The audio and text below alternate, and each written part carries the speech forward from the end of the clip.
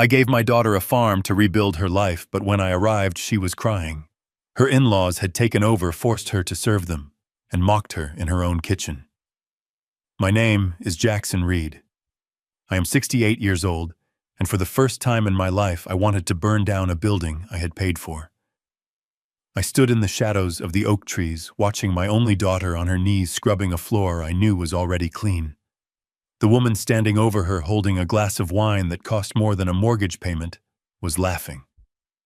My daughter Sarah was not laughing. She was weeping silently, her tears hitting the soapy water. I gripped the rough bark of the tree until my knuckles turned white. They thought Sarah was alone. They thought she was defenseless. They thought her father was just some washed-up old man rotting away in Texas. They were wrong. They had no idea that the deed to the land they were standing on was in my safe deposit box. They had no idea that I wasn't just a father. I was the landlord. And eviction day was coming a lot sooner than they expected. Before I tell you how I dismantled their lives piece by piece, please like and subscribe. Let me know in the comments where you are watching from. I drove my Ford F-150 2,000 miles from Texas to Virginia. My back ached. My knees popped every time I stepped out for gas. But the pain did not matter. I had a mission. 6 months ago, I bought a 50-acre farm in the Shenandoah Valley. I bought it through a blind trust. I wanted Sarah to have a fresh start. She had lost her job as a graphic designer. Her husband Brian had made some bad investments. They were drowning in the city. I told her I knew a guy who needed a caretaker for a property. It was a white lie. A necessary lie.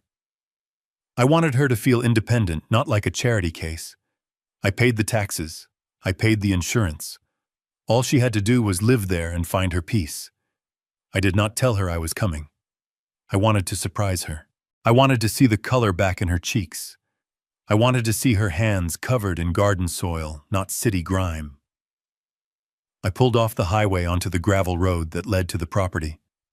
The GPS said I was 5 minutes away. My heart was beating fast.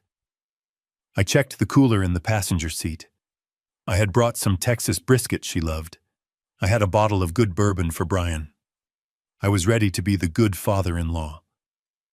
Then I saw the gate. I stopped the truck. The dust settled around the tires. I stared through the windshield. When I bought the place, the entrance was a simple wooden gate with a sign that said Willow Creek. It was rustic. It was humble. It was Sarah. Now there was a massive iron gate. It looked like something that belonged on a fortress, not a farm. It was black and gold and ugly. But the gate was not the problem. The problem was the sign. Fixed to the stone pillar was a brass plaque.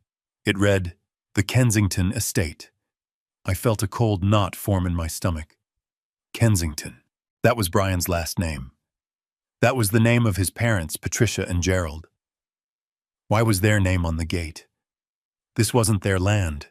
This wasn't their house. I turned off the engine. I stepped out of the truck. The air smelled of pine and rain. It should have been peaceful. It felt like a warning. I walked up to the keypad. I punched in the code I had set up with the security company. 1994. Sarah's birth year. Access denied. The red light blinked at me. I tried again. 1994. Access denied. They had changed the code. They had changed the name. My hands were shaking, but not from age. They were shaking from rage. I walked back to the truck. I could have called Sarah. I could have honked the horn until someone came down. But 40 years in the construction business taught me something important. When the job site looks wrong, you do not announce yourself. You inspect. I drove the truck into a thicket of trees off the main road. I covered the hood with a tarp. I grabbed my cane. I did not really need it to walk, but it made a good weapon if things went south. I hiked up the ridge that overlooked the farmhouse. It took me 20 minutes. My breathing was heavy, but my mind was sharp. I reached the edge of the property line. The old wooden fence was still there on the perimeter. I climbed over it. I moved quietly through the apple orchard. The farmhouse came into view. It was a beautiful structure. 2 stories, wraparound porch, white siding. I had spent $50,000 renovating it before Sarah moved in. I wanted it to be perfect. I saw cars in the driveway. A lot of cars. I recognized Brian's modest sedan. It was parked off to the side near the barn, almost hidden in the tall grass. But in the main circular driveway, there were 2 vehicles that did not belong. A silver Mercedes SUV and a bright red convertible sports car. They were parked aggressively, taking up the entire space. I crept closer. I stuck to the shadows of the oak trees. The sun was setting. The lights inside the house were on.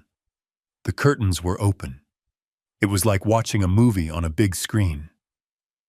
I saw the living room first. It was full of furniture I did not buy. Gaudy velvet sofas, gold lamps. It looked like a museum, not a home. And there on the sofa sat 2 women. One was Patricia. I recognized her from the wedding photos. She was in her late 50s but tried hard to look 30. She had blonde hair that was sprayed into a helmet. She was wearing a silk robe that looked expensive. The other woman was younger, maybe 25. Courtney, Brian's sister. I remembered her too. She had spent the entire wedding reception complaining about the champagne. She was lounging on the armchair, scrolling through her phone. They were laughing. They were clinking glasses. I squinted. The bottle on the table. It was dark glass with a distinctive gold label. Chateau Margaux. My blood ran cold. That was not just wine. That was a bottle I had sent to Sarah for her birthday last week.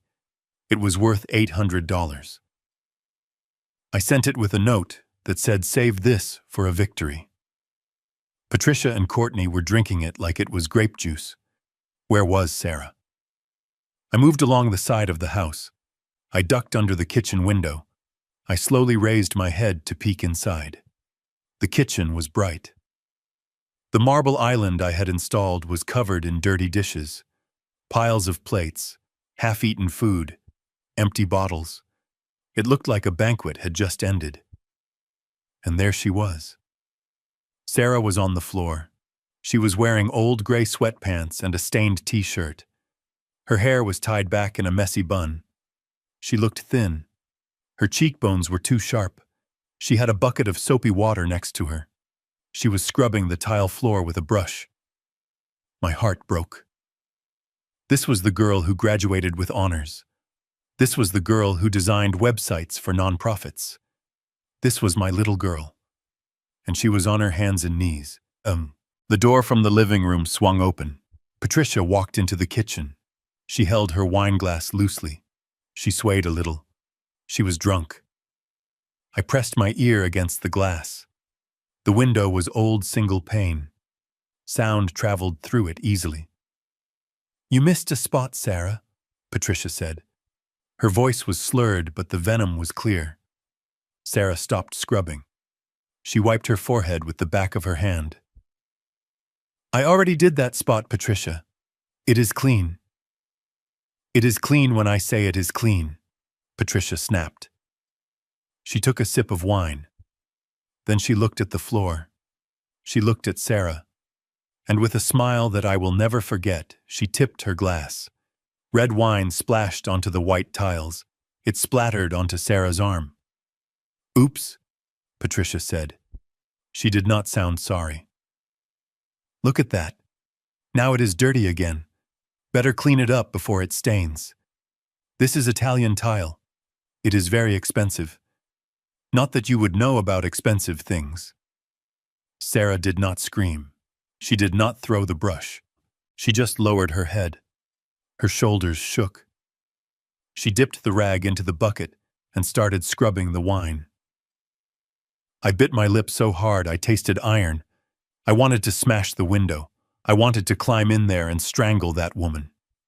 But I stopped myself. Where was Brian? Where was her husband? The back door opened. Brian walked in. He was wearing work boots covered in mud. He looked exhausted. He saw his mother. He saw his wife on the floor scrubbing wine. "Brian," Sarah said. Her voice was weak. "Please, help me." Brian looked at his mother. Patricia glared at him. Her eyes dared him to speak. "Don't you look at me like that, Brian," Patricia said. "Your wife is clumsy. She needs to learn how to take care of a proper estate.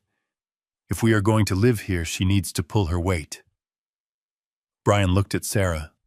He looked at the floor. "Just clean it up, Sarah," Brian muttered. "Mom is tired. Don't make a scene." He walked past her.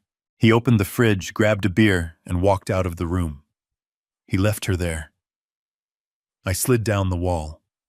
I sat on the cold dirt. My hands were fists. My fingernails dug into my palms. They were living here. All of them. Patricia, Gerald, Courtney.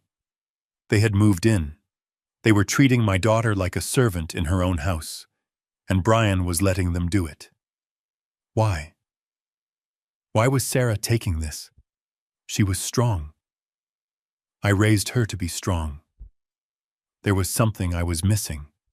Something held her captive here. I looked back at the window. Sarah was rinsing the rag. Her face was pale. She looked terrified. Not just unhappy. Terrified. I took a deep breath. The anger in my chest was a physical weight. It was heavy and hot. But anger without a plan is just noise. I did not build a construction empire by losing my temper. I built it by analyzing the foundation, finding the cracks, and bringing the whole thing down when the time was right. If I walked in there now, I would be the angry father. They would kick me out. They would call the police. They would manipulate Sarah against me. They would say I was crazy. No. I needed to know the whole story. I needed to know why the gate code was changed. I needed to know why the name on the sign was Kensington. I needed to know where the money I sent her was going. I stood up. I brushed the dirt off my jeans. I adjusted my cap. I was wearing my old work clothes, flannel shirt, faded denim, work boots that had seen better days. I hadn't shaved in 2 days. To anyone looking, I was just an old man, a nobody. Good. I would play that role. I would be the broke, desperate father. I would let them think I was powerless. I would let them think I was just another mouth to feed. I would let them show me exactly who they were. And when they had revealed every ugly inch of their souls, I would destroy them. I walked back to my truck. I pulled the tarp off. I drove it out of the woods and onto the main gravel road. I drove up to the gate. I pressed the intercom button. A voice crackled through the speaker. It was Courtney. "What do you want?" "We are not buying anything." "It is Jack," I said. My voice was raspy. "Sarah's father." There was silence. Then a scoff. "Wait there." 5 minutes later, the gate buzzed open. I drove up the long driveway. I parked behind the red convertible. I stepped out. The front door opened. Patricia stood there. She still had her wine glass. She looked at my truck. She looked at my boots. She wrinkled her nose like she smelled something rotten. Sarah ran out from behind her. "Dad!" she screamed. She ran down the steps. She threw her arms around me. She was shaking. She smelled like bleach and cheap soap. I hugged her tight. I felt her ribs. She was too thin. "Oh, Dad," she whispered into my chest. "You shouldn't have come. Not now." "Why, Sarah?" I asked quietly. "Because they will hurt you too," she sobbed. Before I could answer, Patricia cleared her throat. "Well," Patricia said. She did not come down the steps. She looked down at us from the porch. Look what the cat dragged in. We weren't expecting company, especially not company that looks like that. She gestured at my truck. I hope you didn't plan on staying, Jackson. We are very full. This is a private estate. I looked at her. I looked at the sign on the gate. I looked at my daughter trembling in my arms. Actually, Patricia, I said. I lowered my head. I made my shoulders slump. I tried to look defeated. I have nowhere else to go. I lost the business. I lost the house in Texas. I am broke. I came to see if family could help family. Sarah pulled back. She looked at me with wide eyes. Dad. What? Patricia laughed. It was a cold, sharp sound.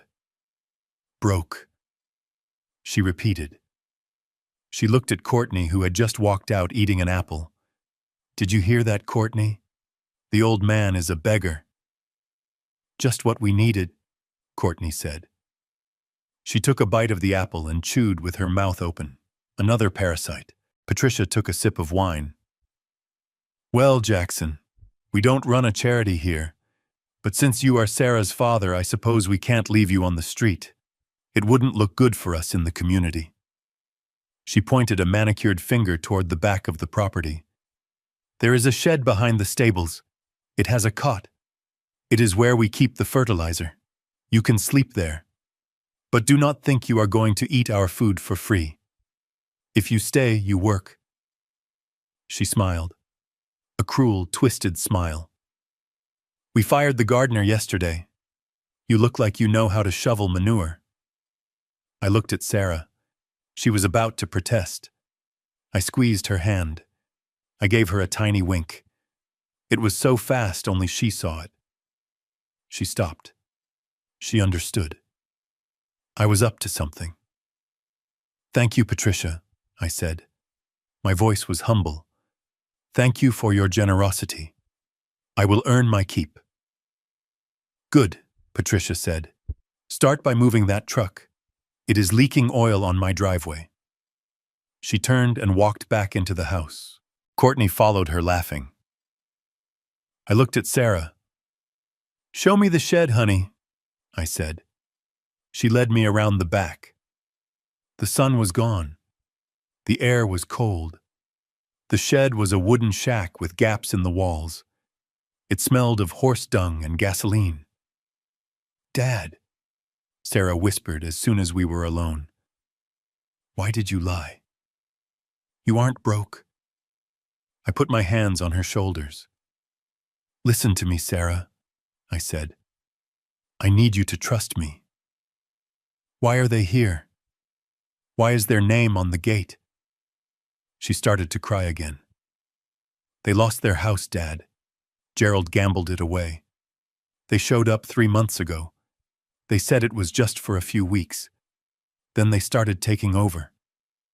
Brian owes them money too. Or he thinks he does. They guilt him every day. They say he ruined their lives, so he owes them this house. And the name. Patricia changed it last week. She said Willow Creek sounded poor. She wants to sell it, Dad. She wants to sell the farm to a developer. She says she has power of attorney because she claims I am mentally unstable. My blood boiled. Mentally unstable. That was the oldest trick in the book. She has doctor's notes, Dad, Sarah said. She knows a doctor in town. They are building a file on me. If I fight back, they threaten to have me committed. Brian believes them. He thinks I am depressed. He thinks they are helping. I pulled her into a hug. Okay, I said. Okay. Now I knew the game.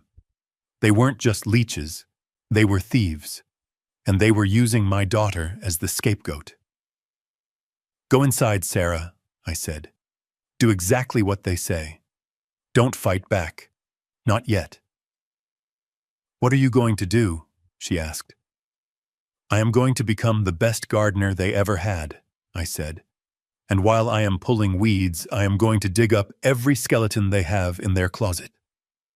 She kissed my cheek and ran back to the house. I walked into the shed.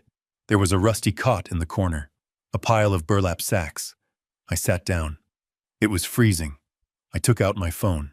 I dialed a number I hadn't called in years. "O'Malley," I said when he answered. "Jack." The voice on the other end was smooth and sharp. "I thought you retired."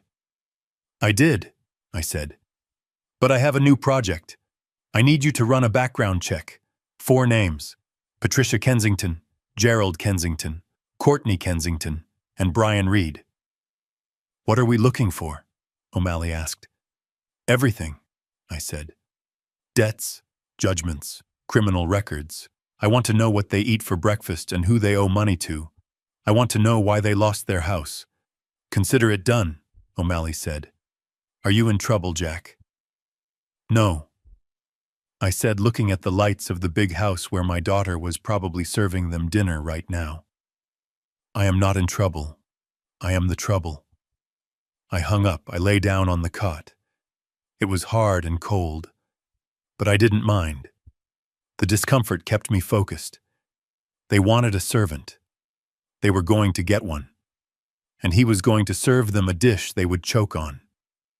Tomorrow, the work begins. Tomorrow, the Kensington estate begins to fall. I walked back up the gravel driveway toward the main house. The sun had completely dipped below the horizon, and the porch lights were blazing. They were golden and welcoming, but I knew the warmth inside was not for me. I needed to use the bathroom, and I wanted to see the man who had gambled away his own home and then stolen my daughter's sanctuary. I wanted to look Gerald Kensington in the eye. I wiped my boots on the grass, but I knew it would not make a difference to them. I knocked on the heavy oak door. It swung open almost immediately, but it was not Sarah who answered. It was a man I had only seen in wedding photos.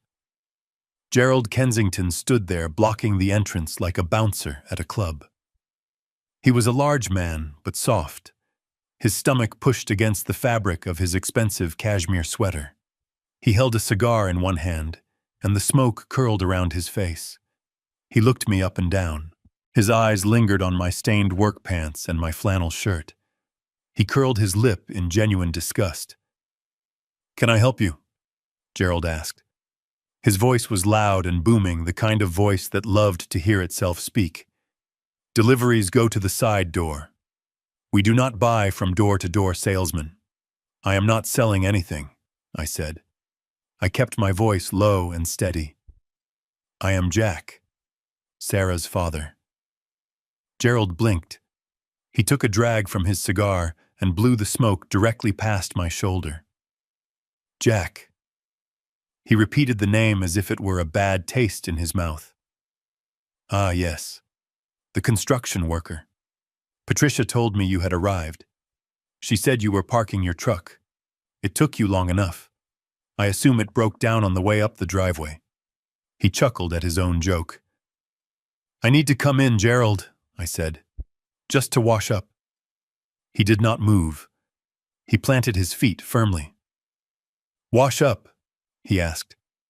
"In my guest bathroom." "I don't think so. We just had the carpets cleaned. You look like you have been rolling in the mud." Sarah appeared in the hallway behind him. She looked small and frightened. "Dad," she said softly. "Let him in, Gerald. Please." He drove a long way. Gerald turned to her. His face turned red. "Do not tell me what to do in my house, Sarah," he snapped. "He is your father. You should have told him to dress appropriately before coming to a respectable estate." Patricia walked into the hallway. She was still holding her wineglass. She looked at the standoff and sighed dramatically.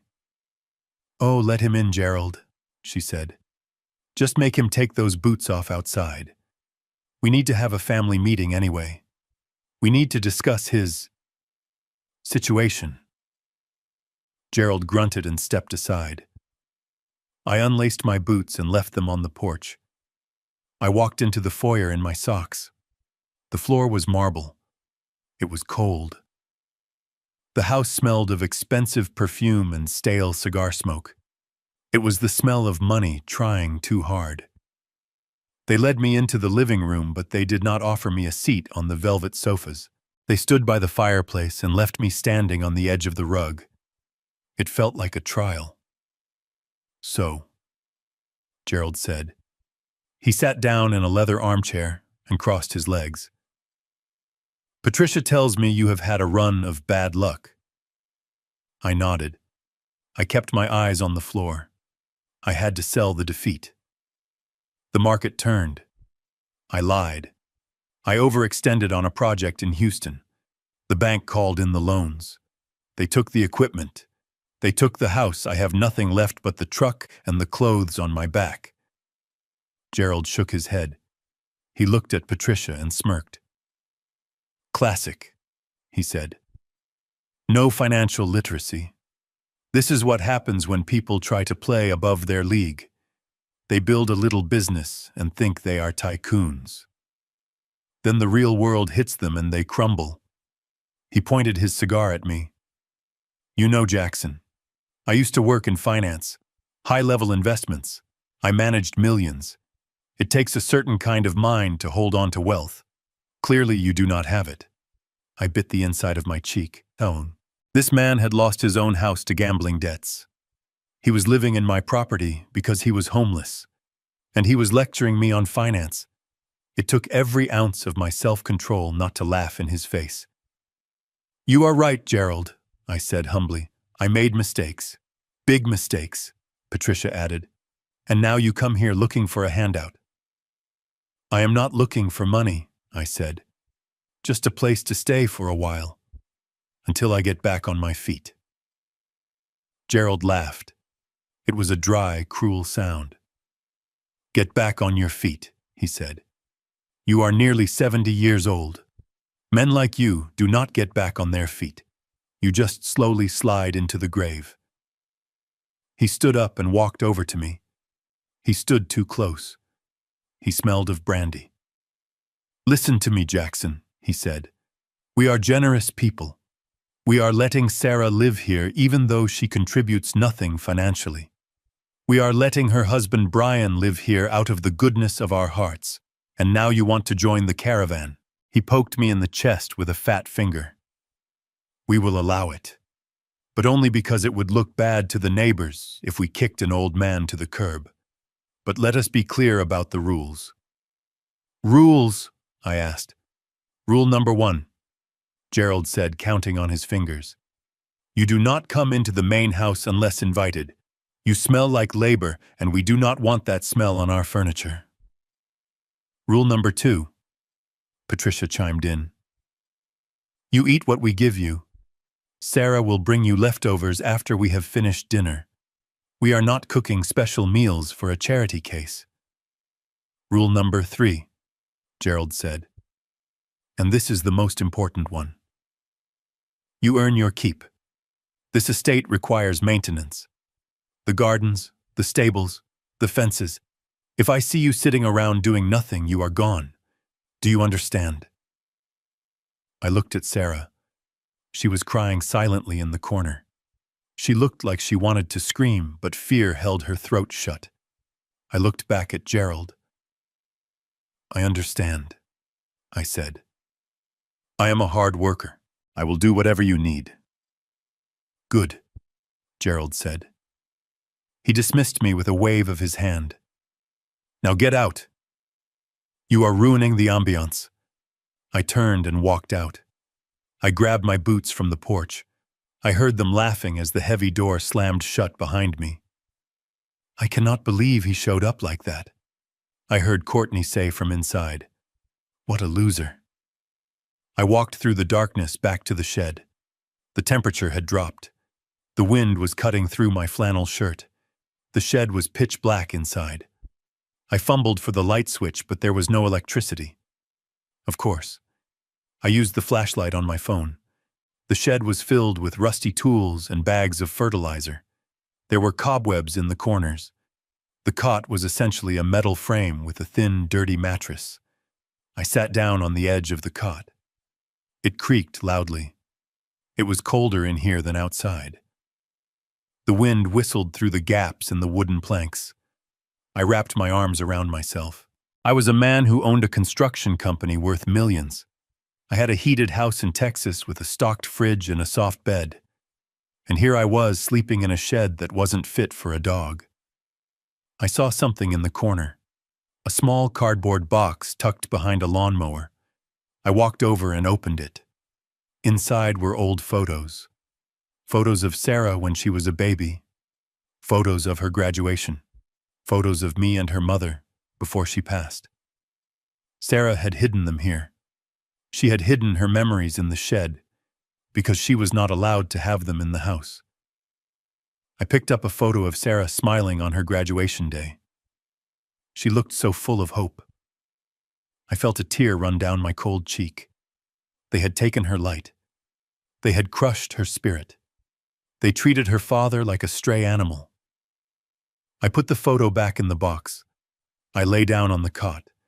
I pulled my jacket tight around me. I stared up at the dark ceiling. "Sleep well, Gerald," I whispered into the cold air. "Sleep well, Patricia. Enjoy the wine. Enjoy the warmth. Enjoy the feeling of power. Because tonight is the last night you will sleep peacefully. You wanted a gardener. You got one. I am going to prune this family tree until there is nothing left but the rot, and then I am going to burn it all down." I closed my eyes. The cold seeped into my bones, but the fire in my chest kept me warm. I started to formulate the plan. Step 1 was surveillance. Step 2 was asset tracing. Step 3 was the trap. I would be the best unwanted guest they ever had. By the time they realized who I really was, they would be begging for mercy, and I would have none to give. At 5 o'clock in the morning, the door to the shed did not open. It exploded inward. The metal latch screamed as a heavy boot kicked it open.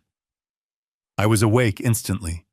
You do not survive 40 years in construction without learning to sleep with one eye open. But my body was stiff. The cold from the concrete floor had seeped through the thin mattress and settled deep in my joints. I sat up. The beam of a high-powered flashlight blinded me. "Rise and shine, Jackson." Gerald's voice boomed. It was too loud for the morning. It was the voice of a man who enjoyed waking people up because it made him feel like a general. "We do not burn daylight on this estate."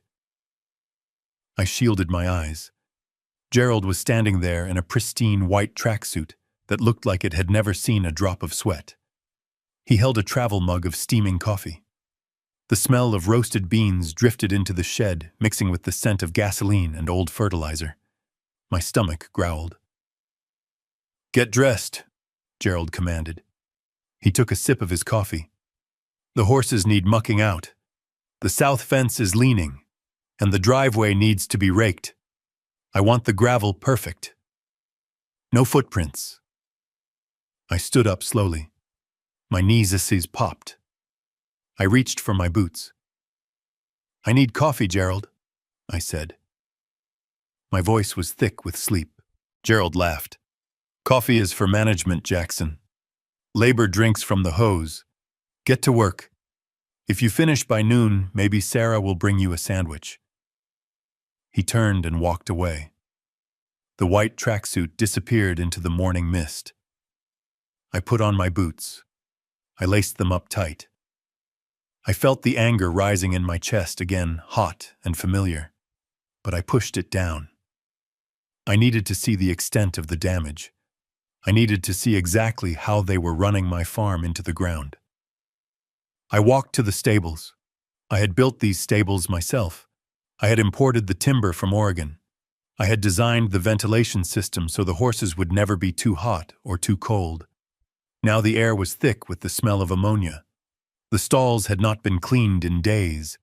The horses looked nervous. Their water buckets were empty. My hands shook as I grabbed a shovel.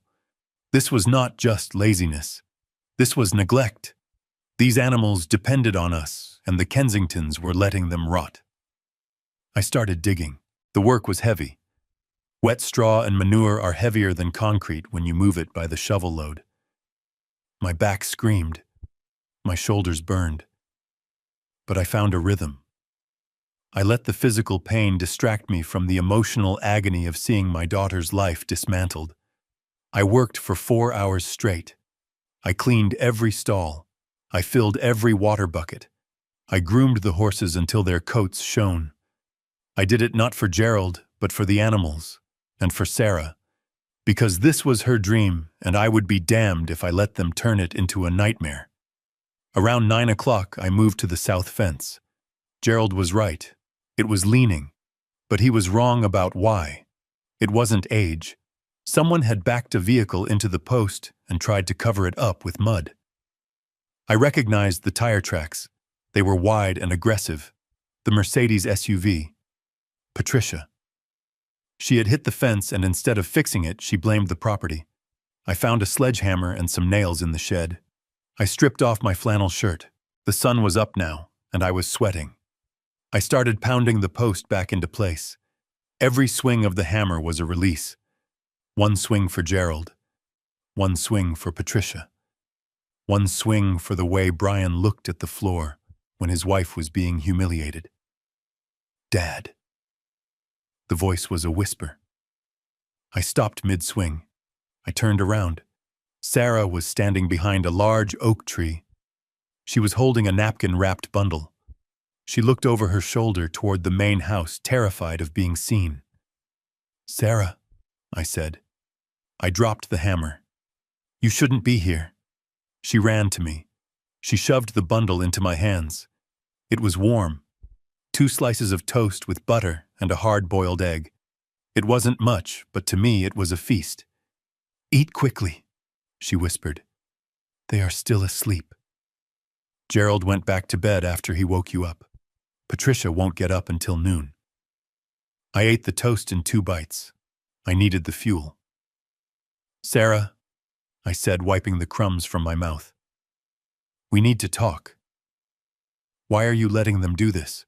You are smart. You are capable. Why are you serving them?" Tears welled up in her eyes immediately. It was like she was a dam holding back an ocean, and I had just poked a hole in it. "It is complicated, Dad," she said. "It is not complicated," I said. "It is slavery. It is debt, Dad," she hissed. Brian owes them everything. When his business failed, Gerald bailed him out. Or that is what he said. He said he took money from his retirement to save Brian from prison. "Prison?"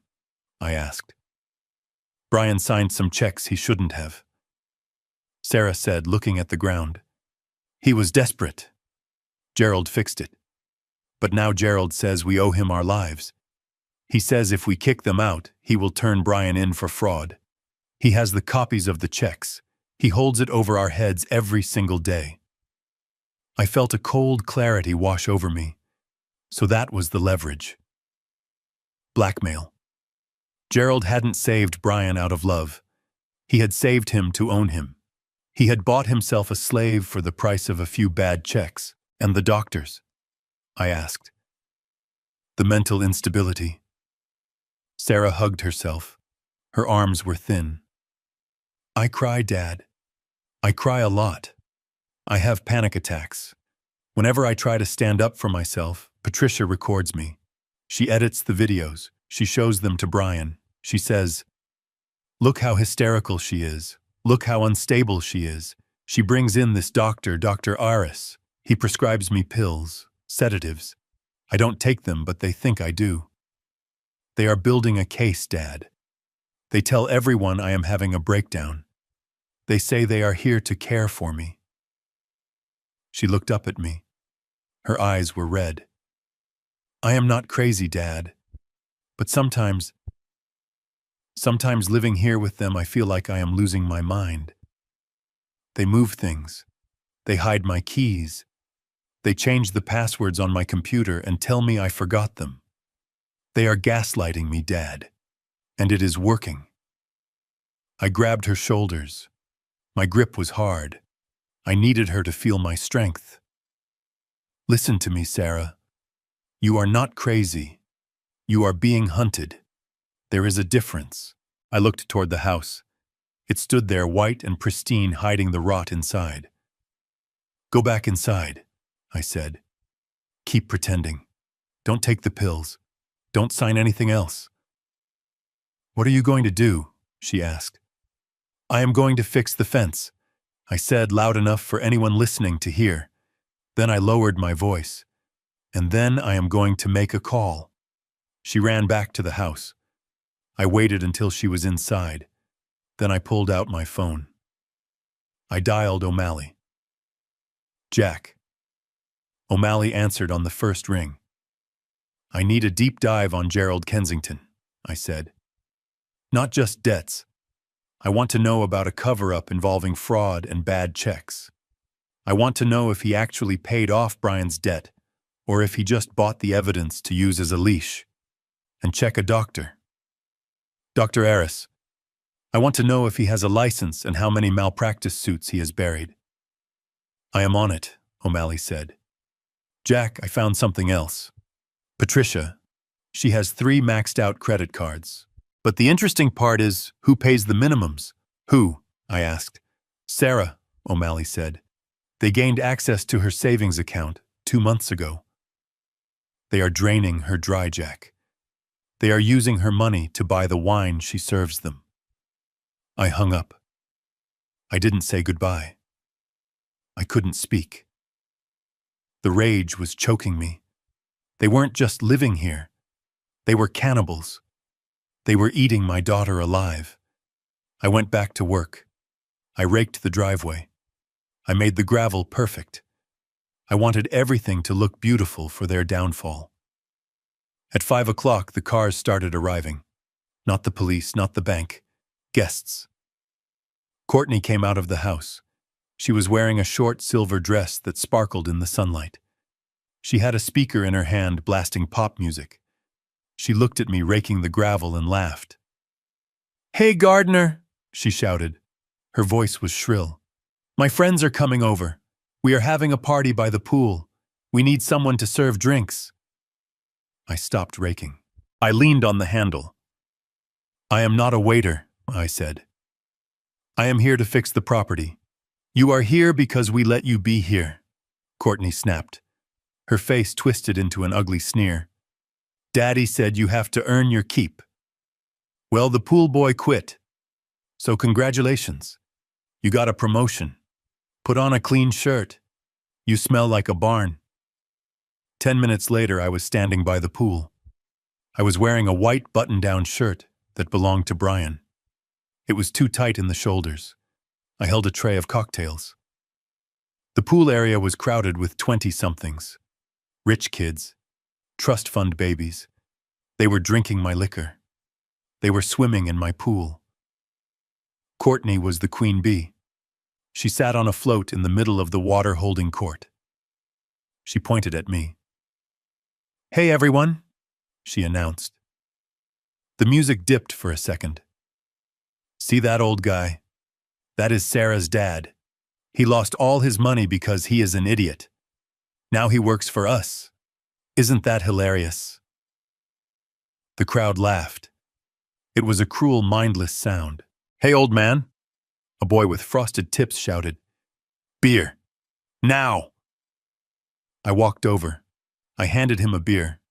I kept my face blank. I was memorizing them. Every face, every laugh, every insult. The boy took the beer. Then he reached into his pocket. He pulled out a crumpled dollar bill. He threw it at me. It hit my chest and fluttered to the ground. Keep the change, Pops. Buy yourself a retirement plan. The laughter got louder. Courtney was cackling. Dance monkey. Someone yelled. I bent down. My knees ached. I picked up the dollar bill. It was dirty. I smoothed it out. I folded it neatly and put it in my pocket. Thank you, sir, I said. My voice was calm. I looked at the boy. I looked at Courtney. I looked at the group of parasites feeding on my daughter's misery. I was not humiliated. Humiliation requires you to value the opinion of the person insulting you. I did not value them.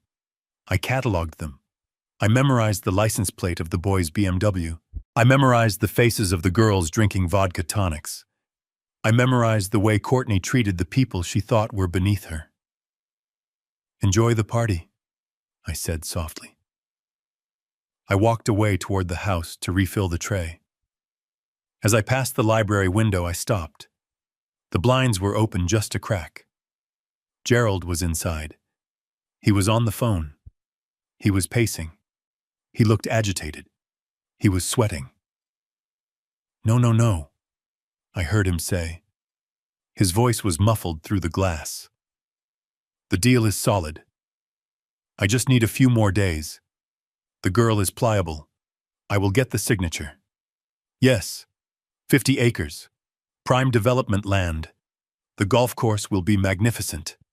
Just hold off the sharks. I will get you the money." I froze. The golf course. He wasn't just living here. He was selling it. He was selling my farm, my land, Sarah's sanctuary. He was negotiating with developers to turn Willow Creek into a country club. And he said he needed the signature. Sarah's signature. That was the endgame. The power of attorney wasn't enough for a land sale. They needed her to sign the deed over. Or they needed to prove she was incompetent so they could sign for her. I stepped back into the shadows. The dollar bill burned in my pocket. The party by the pool was just noise. The real threat was in the library.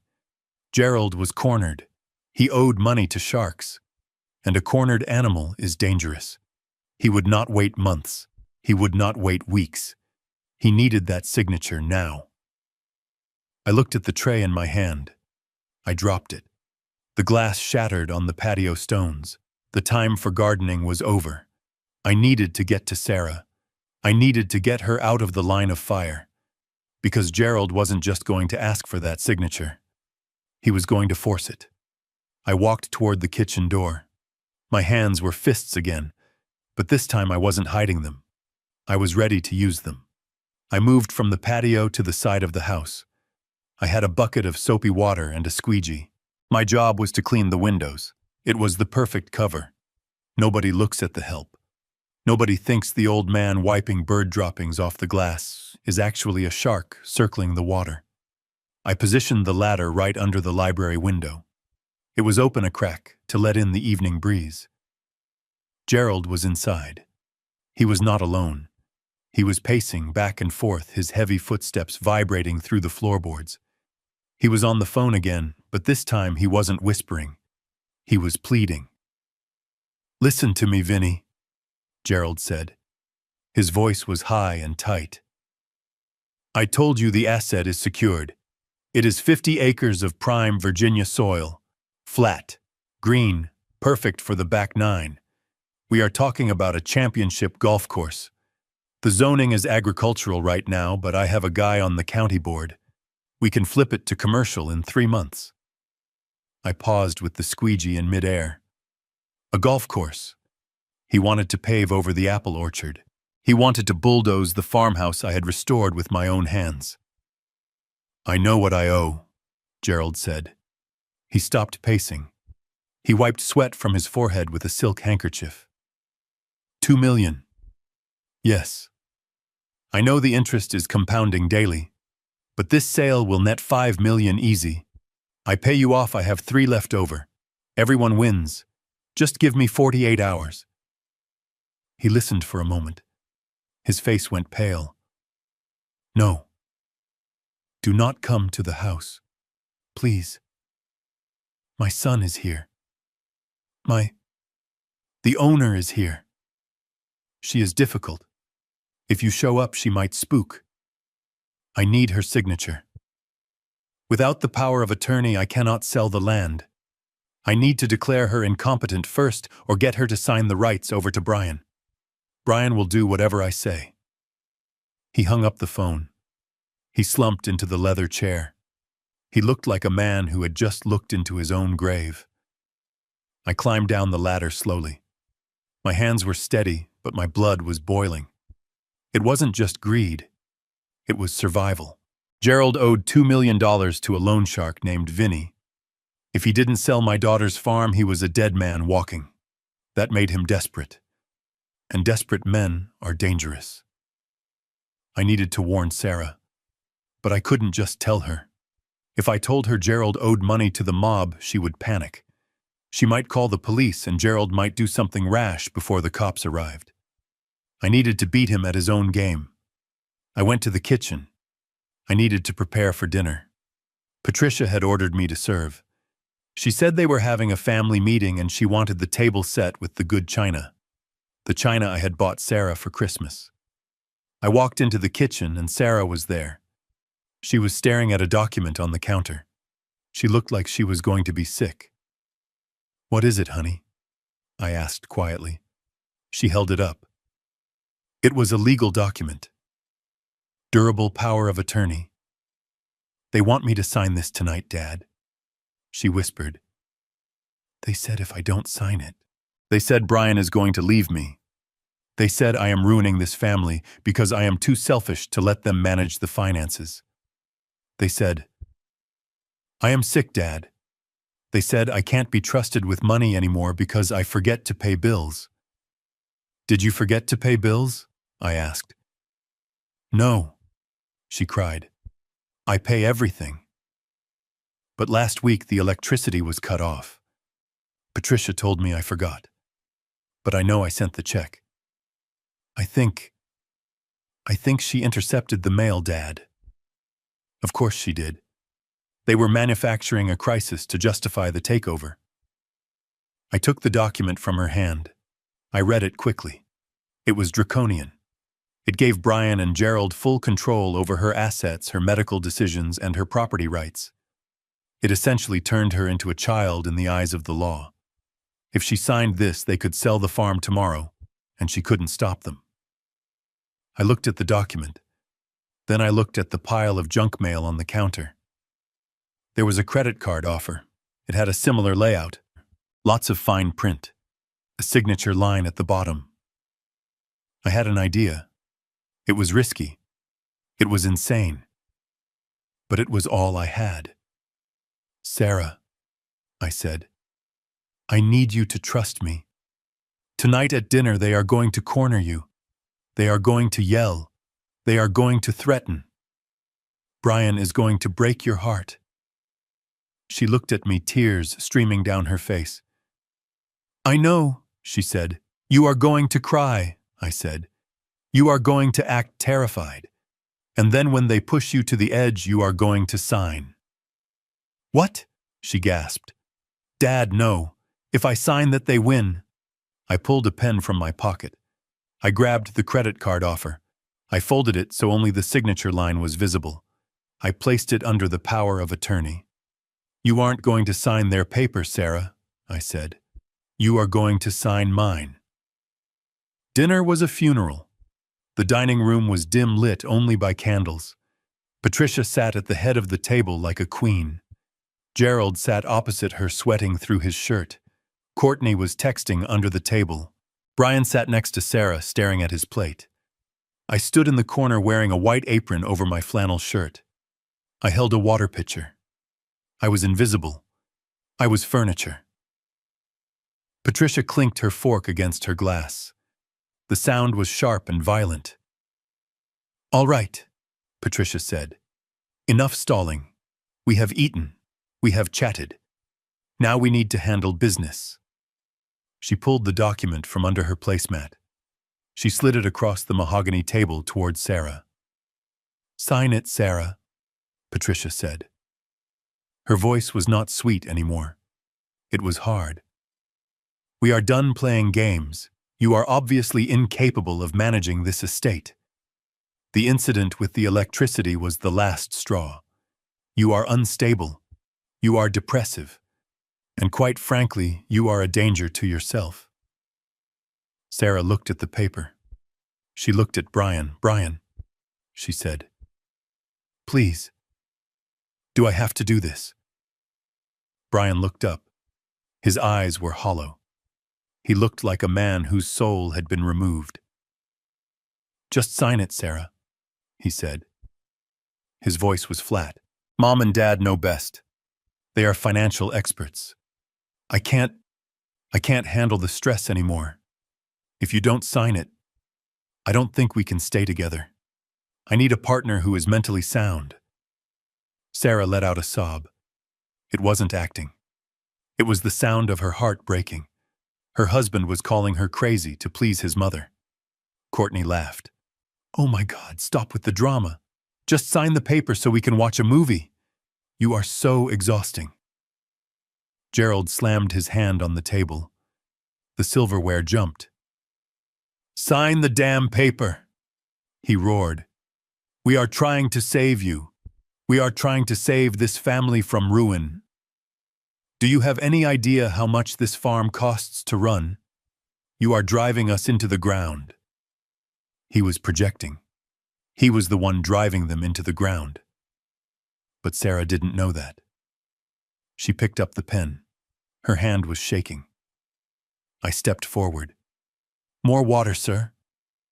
I asked Gerald. Not now, you idiot. Gerald snapped. He didn't even look at me. I moved to Sarah's side. I pretended to reach for her glass. I stumbled. It was a clumsy old man's stumble. I bumped the table. The water pitcher tipped. Ice water spilled onto the tablecloth right next to the document. Oh God, Patricia shrieked. You clumsy fool! You ruined the tablecloth! Get a towel! Gerald yelled. I grabbed a napkin. I started dabbing the water frantically. In the chaos, in the shouting, in the movement of hands and napkins, I made the switch. I slid the real power of attorney document off the table and into my apron pocket. In the same motion, I slid the folded credit card application onto the table. It was face down, folded so only the signature line and a block of dense legal text were visible. I am so sorry, I stammered. I am so sorry. Get away from the table.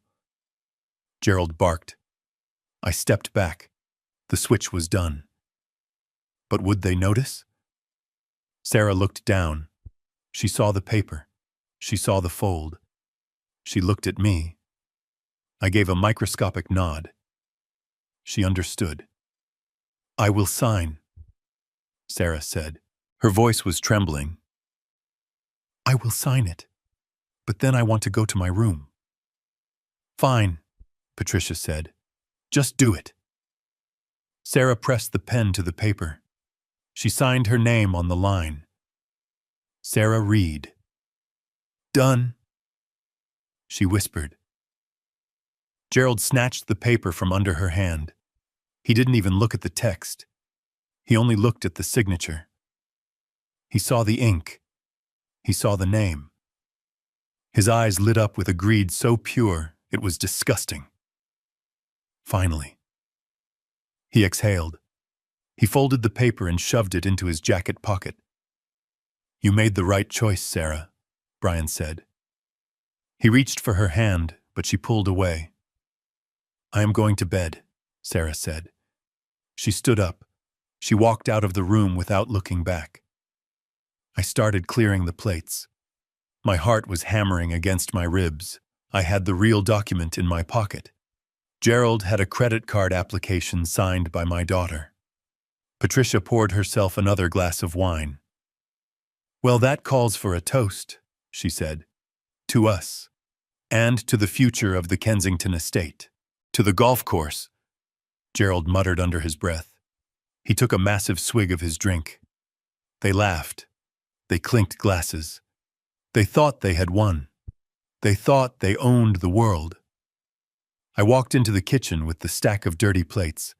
I set them down in the sink. I pulled the real power of attorney out of my pocket. I looked at it one last time. Then I struck a match from the stove. I held the corner of the paper to the flame. I watched it curl and blacken.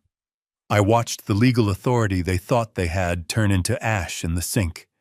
I washed the ash down the drain. They were celebrating a victory that didn't exist. Gerald would take that paper to the developers in the morning. He wouldn't look at it until he was in the meeting. And when he unfolded it, I smiled. A cold, hard smile. But the night wasn't over. I had one more thing to do. I needed to secure the evidence. I needed the final nail in the coffin. I waited until they moved into the living room for brandy. I crept down the hall to the library. Gerald had left his laptop open. He was careless because he thought he was untouchable. I slipped into the room. I tapped the spacebar. The screen lit up. His email was open. I saw the thread with the developer. I saw the thread with the loan shark. And I saw something else. A folder labeled medical. I opened it. Inside were scanned documents. Dr. Aris's reports, fake diagnoses, prescriptions for antipsychotic medication that Sarah didn't need, and emails between Patricia and the doctor discussing payment for his cooperation. They were paying a doctor to falsify medical records. That wasn't just unethical. That was a felony. I pulled a USB drive from my pocket. I copied the folder. I copied the emails. I copied everything. I heard footsteps in the hall. Heavy footsteps. Gerald was coming back. I yanked the drive out. I wiped the keyboard with my sleeve. I looked around. There was nowhere to hide. The room was a dead end. "Hey!" Gerald's voice came from the doorway. I turned around. Gerald was standing there. He was swaying slightly. His face was flushed with alcohol and victory. "What are you doing in here, Gardner?" he asked. His eyes narrowed. I held up a dust rag I had grabbed from my pocket. "Just cleaning, sir," I said. Patricia said she wanted the library dusted before morning. Gerald stared at me. He looked at the laptop. He looked at me again. For a second, I thought he knew. I thought the game was up. I tightened my grip on the USB drive in my pocket. "Get out." He grunted. "Do it tomorrow. I have business to attend to."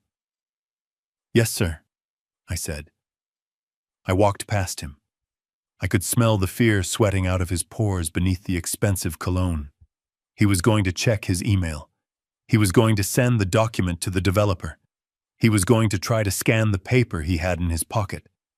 I needed to get out of the house. Now. I walked to the kitchen door. I stepped out into the cool night air. I exhaled. I had the evidence. I had saved the farm for tonight. But tomorrow Gerald would realize he had been duped. And when he did, the violence would start. I walked back to the shed. I didn't sleep. I sat on the cot and waited for the sun. The storm was coming, and I was going to be the lightning. The sun rose over the Shenandoah Valley, but it brought no warmth. I sat on the edge of my cot, in the freezing shed, scrolling through the encrypted email O'Malley had sent to my burner phone. The screen was small, but the numbers were big enough to see from space. I finally had the full picture, and it was uglier than I imagined. Gerald Kensington was not just a man with a gambling problem. He was a man standing on a trapdoor with a noose around his neck. According to O'Malley's report, Gerald owed $2.3 million to the Golden Horseshoe Casino in Atlantic City. He had signed 3 promissory notes using non-existent collateral. The casino had already sold the debt to a collection agency in New Jersey that specialized in breaking kneecaps, not filing lawsuits. They had given him until the end of the month. That was 3 days away. But that was just the tip of the iceberg. Patricia had $500,000 in credit card debt spread across 12 different cards. She was funding a lifestyle of champagne and designer clothes on borrowed time. They had drained their retirement accounts. They had drained Brian's savings. They had even taken out a predatory loan against their car title. They were hemorrhaging money, and the only tourniquet they had left was my daughter's farm. I looked at the PDF attached to the email. It was a foreclosure notice for their previous home. It was dated 4 months ago. They hadn't just moved in with Sarah because they missed her. They moved in because they were homeless. They were squatters in Gucci loafers. I put the phone away as the shed door creaked open. It was Sarah. She looked like she hadn't slept. Her eyes were puffy and red. She held a garment bag in her hands. "Dad," she whispered. Her voice was trembling. They want you to wear this." She held up the bag. I unzipped it. Inside was a cheap black vest, a white shirt with a frayed collar, and a black bow tie. It looked like a costume from a high school play. "Tonight," Sarah said, tears spilling onto her cheeks. "They are hosting a gala. They call it an investor appreciation dinner. They invited 10 of the biggest developers in the state. Gerald says he is going to auction the land rights tonight. He wants to create a bidding war, and he wants me to serve drinks," I guessed. Sarah nodded. She pulled another outfit from the bag. It was a maid's uniform. Black dress, white apron. It was humiliating. It was designed to strip away her dignity piece by piece. "Patricia said I have to serve the hors d'oeuvres." Sarah sobbed. She said if I want to eat, I have to work. She told Brian it would teach me humility. And Brian, he just nodded Dad. He just sat there and let her say it. I touched the cheap fabric of the vest. It felt rough against my calloused fingers. This was their power move. They wanted to show these investors that they owned everything. The land, the house, the people. They wanted to display their dominance by turning the owner of the farm and her father into the help. "Put it on Sarah," I said. She looked at me shocked. "Dad, no. We can't do this. It is too much." "Put it on." I repeated, my voice hard as granite. "Tonight is not about serving drinks. Tonight is about gathering witnesses. We are going to let them play their game. We are going to let them think they are kings and queens, and when they fall, the drop will be that much higher." I spent the next hour transforming myself. I shaved with cold water. I slicked back my hair. I put on the ridiculous outfit. The shirt was too tight across my chest. The vest smelled like mothballs. I looked in the cracked mirror hanging on the shed wall. I didn't see a waiter. I saw a predator in camouflage. I walked up to the main house. The transformation was complete. The Kensingtons had turned my farmhouse into a cheap imitation of a French chateau. They had rented tables and chairs. They had hired a string quartet. There were flowers everywhere, lilies and orchids that cost more than Sarah's grocery budget for a year. Patricia was barking orders at the catering staff they had hired for the kitchen. She was wearing a silver gown that sparkled under the chandelier. Gerald was in a tuxedo adjusting his cufflinks. He looked nervous. He kept checking his watch. He knew the clock was ticking on his kneecaps. "Jackson." Gerald barked when he saw me. "You are late. Grab a tray. The guests are arriving in 10 minutes. And try not to look so rural. Stand up straight. Don't speak unless spoken to. If anyone asks, you are the hired help. You have no relation to this family. Is that clear?" "Crystal clear, sir," I said. I grabbed a silver tray. I loaded it with crystal flutes of champagne. The guests began to arrive. Luxury sedans and limousines pulled up the gravel driveway I had raked yesterday. Men in expensive suits and women in diamonds stepped out, looking at the farmhouse with calculating eyes. These were not neighbors. These were sharks, developers, investors. People who looked at a 50-acre farm and saw a strip mall or a golf course. I moved through the crowd offering drinks. I kept my head down. I listened. "Nice piece of land," one man said. "Flat. Good drainage. You could fit 18 holes here easy." "I hear the owner is desperate." Another whispered. "Kensington owes money all over town. We can lowball him. He will take whatever we offer." I clenched my jaw. They were dissecting my daughter's life like it was a carcass. Then I saw Sarah. She walked out of this kitchen carrying a tray of canapes. She looked beautiful even in the maid's uniform, but her eyes were dead. She moved robotically. Courtney was standing near the piano, laughing with a group of young men. When Sarah walked by, Courtney stuck out her foot. Sarah stumbled. The tray wobbled. She caught it at the last second, saving the food. "Watch it, clumsy," Courtney hissed loud enough for the group to hear. "Try not to ruin the party. The help is so hard to train these days." The young men laughed. One of them reached out and touched Sarah's arm. "Easy there, sweetheart," he said, leering. "Maybe later you can serve us something else." I took a step forward. My hand went to the wine bottle in my pocket. I was going to break it over his head. But then I saw him. Walking through the front door was a man I hadn't seen in 5 years. He was older now, his hair completely white, but he still walked with the swagger of a man who owned half the state. William Reynolds. Reynolds was the CEO of Titan Development. He was the biggest real estate mogul in Virginia. We had done business together back in Texas when he was expanding his empire. We had built a skyscraper together in Houston. He knew me. He knew my work. He knew exactly how much money I had in the bank. And Gerald Kensington was rushing toward him, hand extended, looking like a desperate puppy. "Mr. Reynolds," Gerald boomed. "So glad you could make it. Welcome to the Kensington estate." Reynolds shook his hand briefly. He looked around the room. He looked bored. "Nice place, Gerald," Reynolds said. "You said you had a prime opportunity. I am here. Impress me. I need to show you the blueprints," Gerald said, sweating. "The zoning is practically approved. We can break ground in spring. Let me get you a drink." Gerald snapped his fingers in my direction. "Waiter, champagne.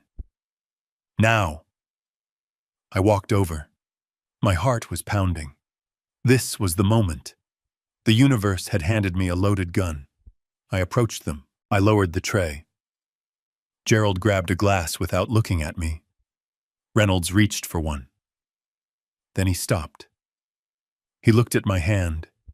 He looked at the scar on my thumb from a table saw accident in '98. He looked up at my face. His eyes went wide. His mouth opened. "Jack," Reynolds said. "Jack Reed. What the hell are you doing in a monkey suit?" Gerald froze. He looked at Reynolds. He looked at me. "You know the help?" Gerald asked, confused. Reynolds ignored him. He stared at me. "Jack," he repeated. "You retired 5 years ago. You sold the company for, what was it? 40 million. Why are you serving drinks to this clown?" Gerald dropped his glass. It shattered on the floor. Champagne soaked his tuxedo shoes. 40 million, Gerald whispered. I looked at Reynolds. I put a finger to my lips. "Shh," I whispered. "I am undercover Bill." Reynolds looked at Gerald. He looked at the fear in Gerald's eyes. He looked at the desperation. He was a smart man. He put the pieces together in a second.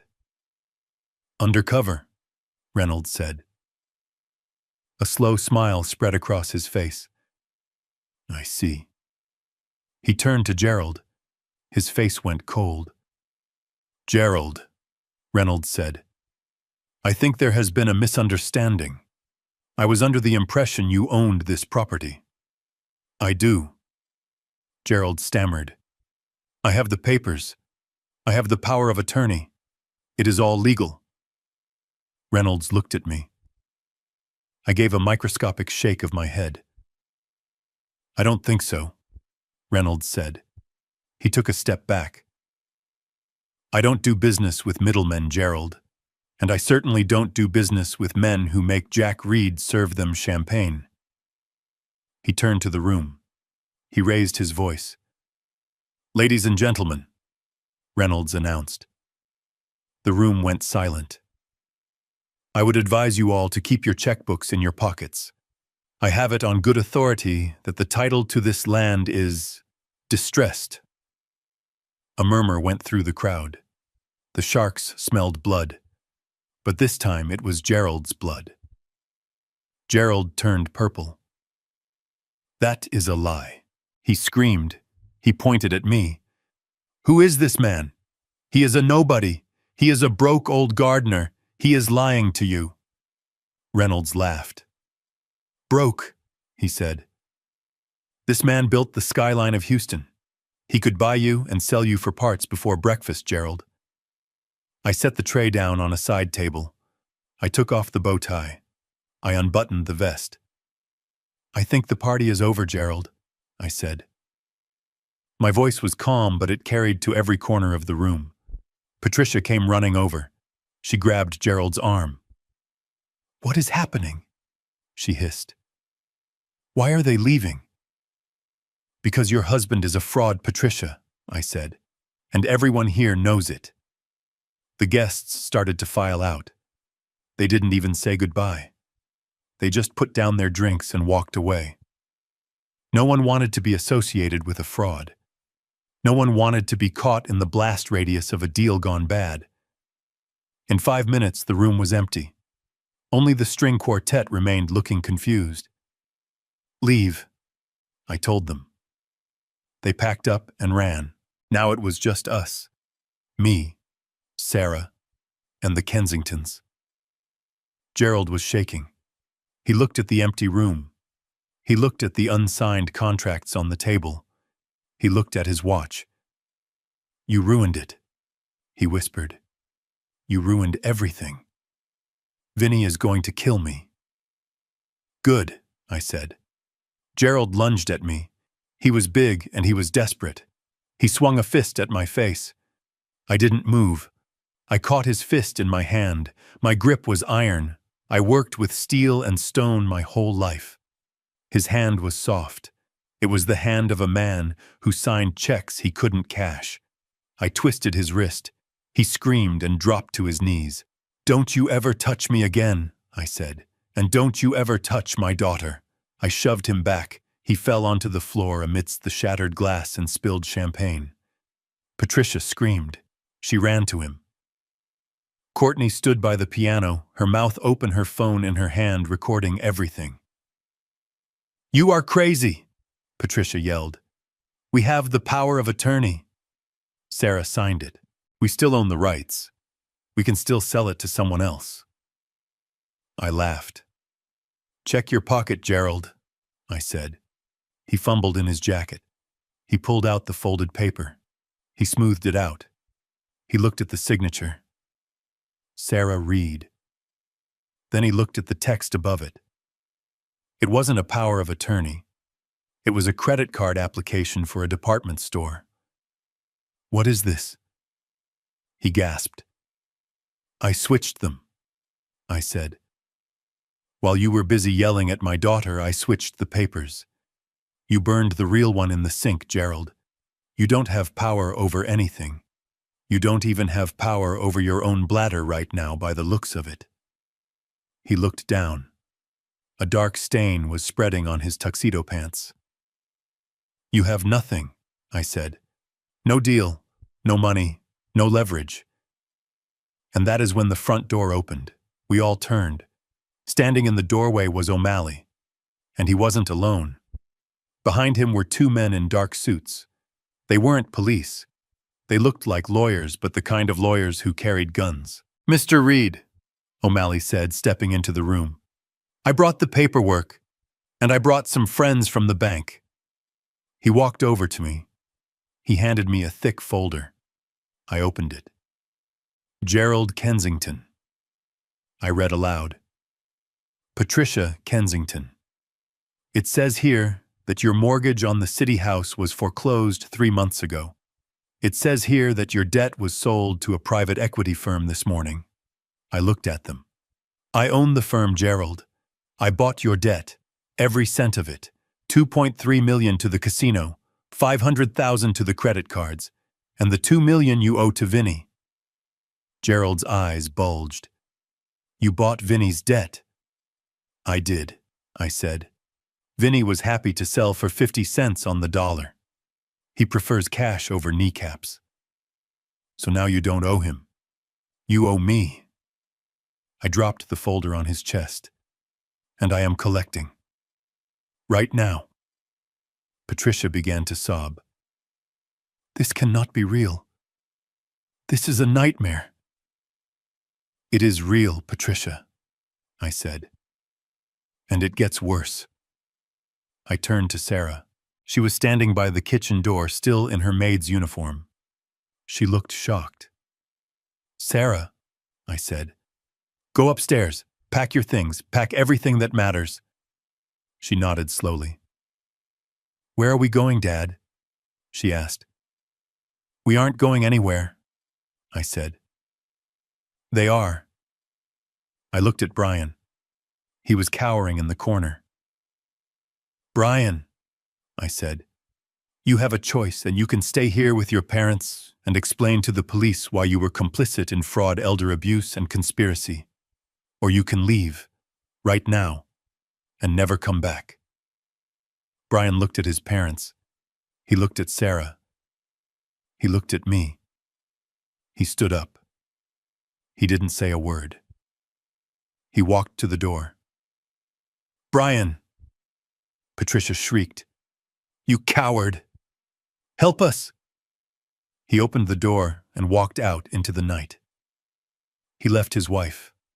He left his parents. He ran like the rat he was. I turned back to Gerald. You have 1 hour, I said. Take your clothes, take your car, and get off my land. If you are still here in 61 minutes, I call the sheriff, and I show him the USB drive I took from your computer last night.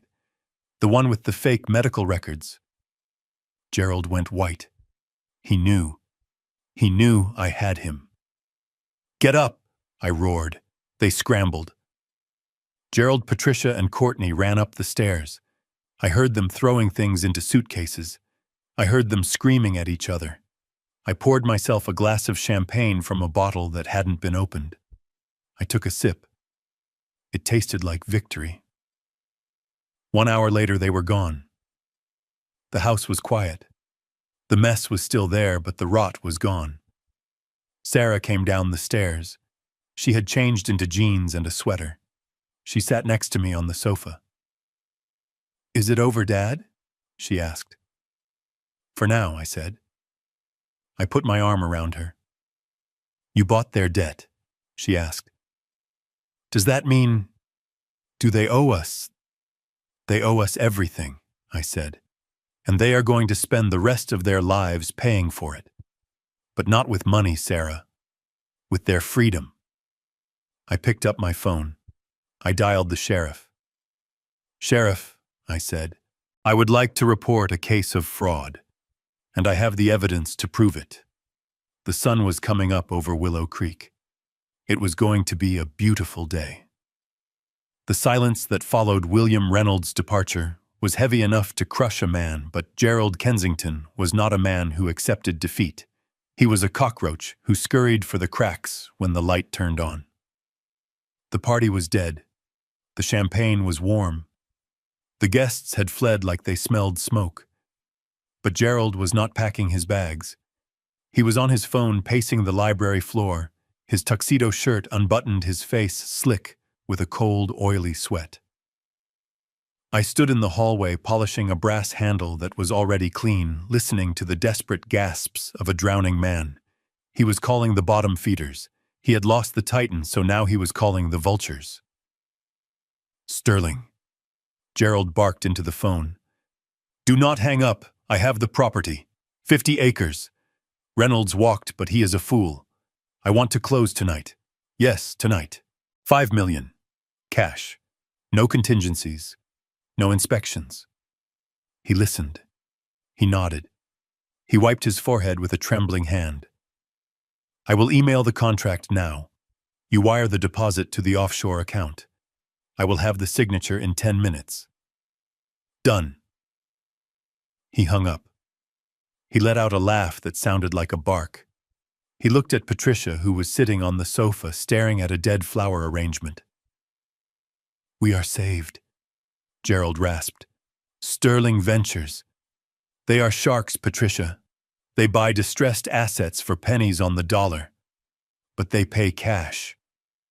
5 million. It is half of what Reynolds would have paid, but it is enough. It is enough to pay Vinny.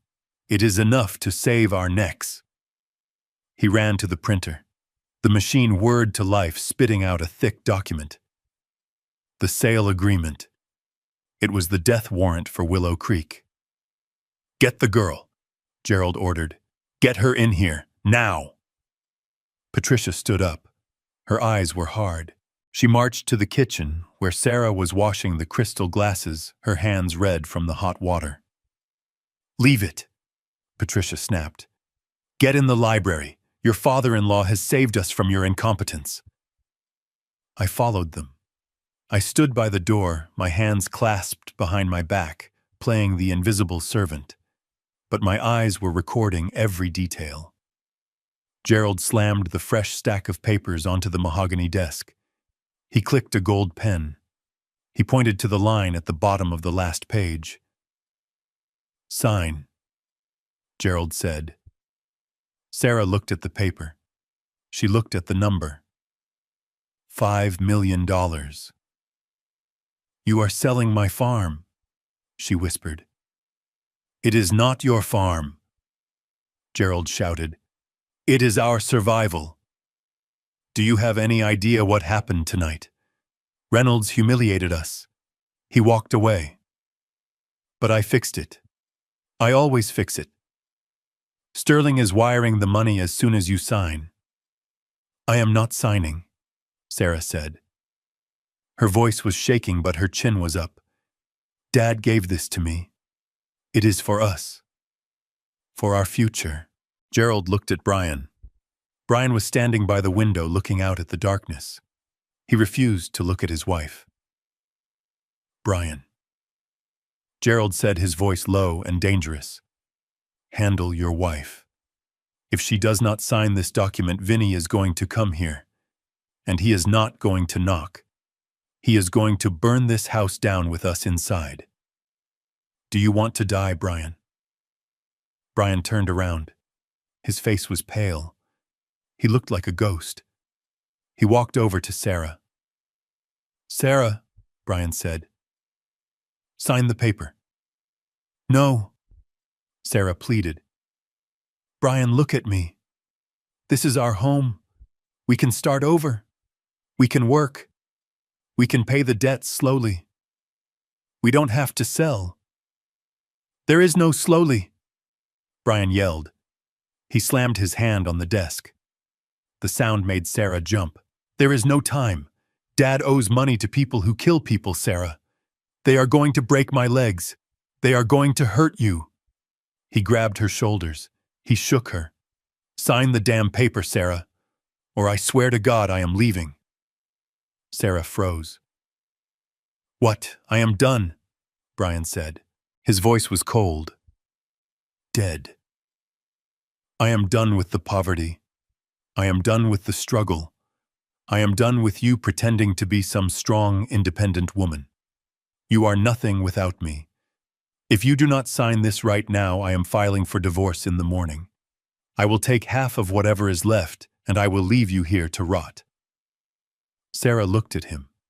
She looked at the man she had married, the man she had supported, the man she had loved through his failures, and she saw a stranger. "You would leave me," she whispered. "For money. I would leave you for survival." Brian spat. "Sign it, or get out.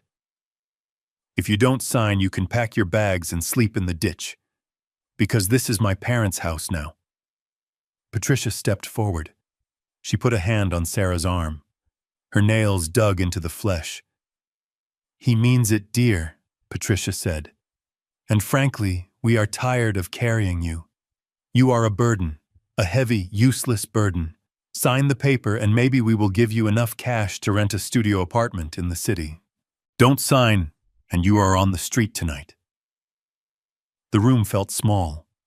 The air was sucked out of it. It was a pressure cooker of greed and fear. They were three wolves cornering a lamb.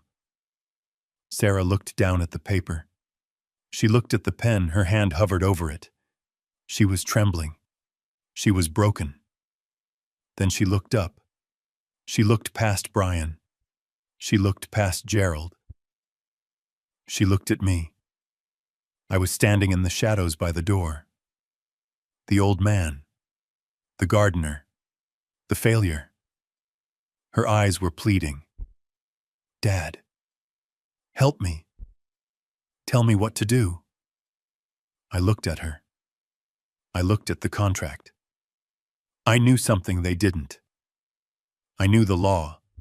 I knew that a signature on a contract to sell property is only valid if the person signing actually holds the title to the property. Sarah didn't own Willow Creek. Not technically. When I bought the farm, I placed the deed in the Reed Family Trust. I was the sole trustee. Sarah was the beneficiary. She could live there. She could manage it. But she could not sell it. Only I could sell it. Her signature on that paper was worth less than the ink used to write it. It was a blank check drawn on an empty account. If she signed, Gerald would think he won. He would call Sterling. He would trigger the wire transfer. He would commit fraud on a massive scale. He would sell something he didn't own using a document that was invalid. It was the perfect trap. I looked at my daughter. I kept my face stone cold.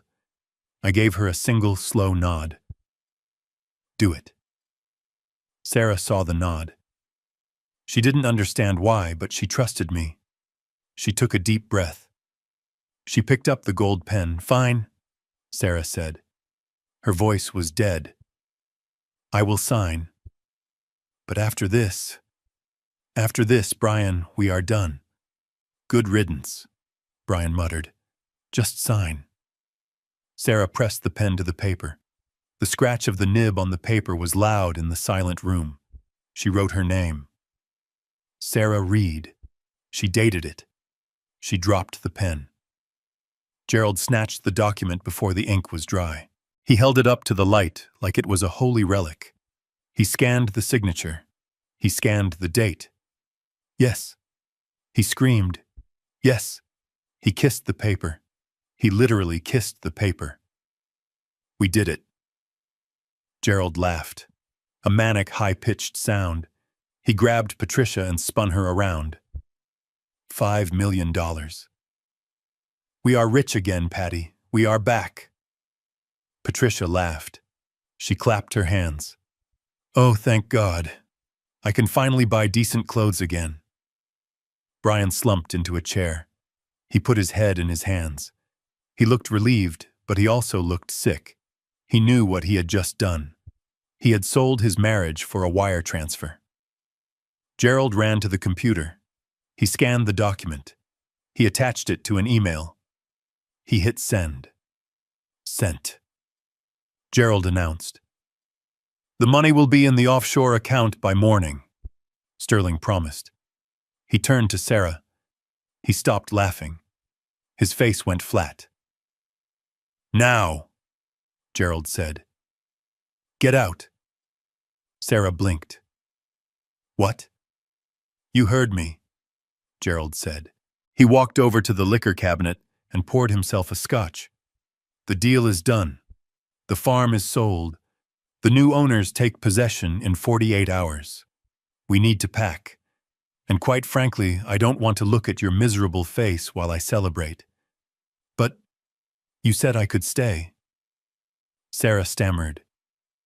You said I lied, Gerald said. He took a sip of scotch. He smiled. It is called negotiation, honey. You say what you need to say to close the deal. He pointed to the door. Get your things, get your old man, and get off my property. You have 1 hour. If you are not gone, I will have the sheriff remove you for trespassing. Brian, Sarah said. She looked at her husband. Brian didn't look up. He stared at the carpet. Go, Sarah, Brian whispered. Just go. Sarah looked at me. I stepped out of the shadows. "Come on, Miss Sarah," I said. My voice was raspy. "Let us go, we aren't wanted here." Sarah looked at me. She saw the calm in my eyes. She nodded. She turned and walked out of the library. She didn't cry. She didn't scream. She walked with dignity. I followed her. As I closed the library door, I heard Gerald laughing again. "Idiots," he said. "They have no idea how the real world works." I paused. I put my hand on the brass knob. "You are right, Gerald," I whispered to the wood. "You have absolutely no idea." We walked to the kitchen. Sarah grabbed her purse. She grabbed her coat. "Dad," she said. Her voice was hollow. "What do we do now?" "We lost. I signed it. It is gone." I put my arm around her shoulders. I guided her out the back door into the cool night air. The stars were bright above the Shenandoah Valley. The crickets were singing. It was peaceful. It was the calm before the hurricane. "We didn't lose anything, honey," I said quietly. I led her toward the shed. "But I signed it," she said. "You signed a piece of paper, Sarah," I said. "That is all. You can't sell what you don't own." She stopped walking. She looked at me. "What do you mean, I mean?" I said, looking back at the house where the lights were blazing and the champagne was flowing. "I mean that tomorrow morning Gerald is going to wake up expecting $5 million. And instead, he is going to get a visit from the FBI. I opened the shed door. "Pack your bag, Sarah. We aren't sleeping here tonight. We are going to a hotel. A nice one. Because tomorrow is going to be a very busy day." She looked at me. She saw the fire in my eyes.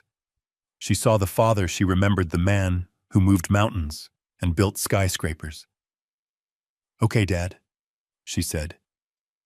We walked into the darkness, leaving the Kensingtons to their party. They were dancing on a grave, but they didn't realize it was their own. The cork popped with a sound like a gunshot echoing through the high ceilings of the farmhouse. Patricia laughed, a high, shrill sound that grated against my nerves like sandpaper. She held the bottle of Dom Perignon, my bottle, the one I had saved for Sarah's first anniversary, and poured it freely into the crystal flutes. The foam spilled over the edges, dripping onto the hardwood floor, but she didn't care. Why would she care about the floor when she thought she had just sold the house for $5 million? To the Kensington revival. Gerald shouted, raising his glass. To liquidity. To being back on top. They clinked glasses. The sound was sharp and cheerful, a stark contrast to the devastation on my daughter's face. Sarah stood by the kitchen island, her hands gripping the edge so hard her knuckles were white. She looked like a ghost haunting her own home. Brian stood behind his parents, a glass of whiskey in his hand, looking everywhere but at his wife. Patricia took a long swallow of the champagne. She sighed with exaggerated pleasure. She turned her predatory gaze toward Sarah. "Oh, stop looking so tragic, Sarah," Patricia said. Her lips were stained with wine. "You should be thanking us. We just saved you from a life of mediocrity. Do you honestly think you could have run this place? Look at you. You can barely run a dishwasher without crying." Courtney laughed from the sofa, where she was already browsing luxury cars on her phone. "Right," Courtney said. "She would have turned this place into a cat sanctuary or something equally pathetic. Daddy did the hard work. He made the deal." Gerald puffed out his chest. He looked at me, standing in the shadows by the back door, still wearing my ridiculous waiter's outfit. "Hey, old man," Gerald barked. "Refill my glass. And try not to spill it this time. This is celebration vintage, not the swill you are used to." I walked over. I took the bottle. I poured. My hand was steady as a rock. I looked into Gerald's eyes. They were glassy and bloodshot, filled with the arrogance of a man who thinks he has cheated fate. He didn't see the wolf standing right in front of him. He only saw the sheep costume. "You know, Jackson," Gerald said, leaning back. "You should be grateful, too. With the commission I am taking for managing this sale, I might be generous. I might give you a few $100s for a bus ticket back to Texas, or wherever it is failures go to die." He laughed at his own joke. Patricia joined in. "Don't be too generous, Gerald," Patricia warned. "We have expenses. We have appearances to maintain. We need to get back to the country club. We need to show everyone that the Kensingtons never truly fall." She walked over to Sarah. She stood too close, invading her personal space. She reached out and touched a lock of Sarah's hair. It was a gesture that mimicked affection, but felt like a threat. "You know, dear," Patricia cooed, "this is really for the best. You were never cut out for this life. The stress, the pressure, it was breaking you. We did you a favor. Now you can go back to being simple. You can find a nice little rental, maybe get a job at a library. Something quiet, something that doesn't require ambition." Sarah pulled her head away. "This was my home," Sarah whispered. "It was an asset." Gerald corrected loudly. "And assets are meant to be liquidated. You were sitting on a gold mine and treating it like a petting zoo. That is the difference between us, Sarah. You see sentimental value. We see market value. That is why we win." They continued to drink. They continued to celebrate. They dissected their future purchases loud enough for us to hear. A new Porsche for Courtney. A penthouse in the city for Gerald and Patricia. A boat.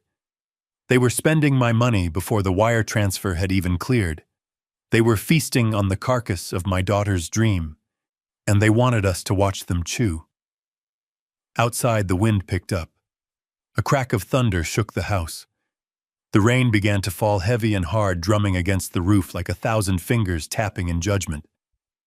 Courtney stood up. She looked out the window. "Ew, it is pouring," she said. Then she turned to me. A cruel idea sparked in her eyes. "Hey, Gardner," she said. "I just remembered something. Daddy said you have to be off the property in an hour." "That is right," Gerald said, checking his watch. "You have 40 minutes left." "Well," Courtney smiled, "I thought I would help you pack." She ran to the back door.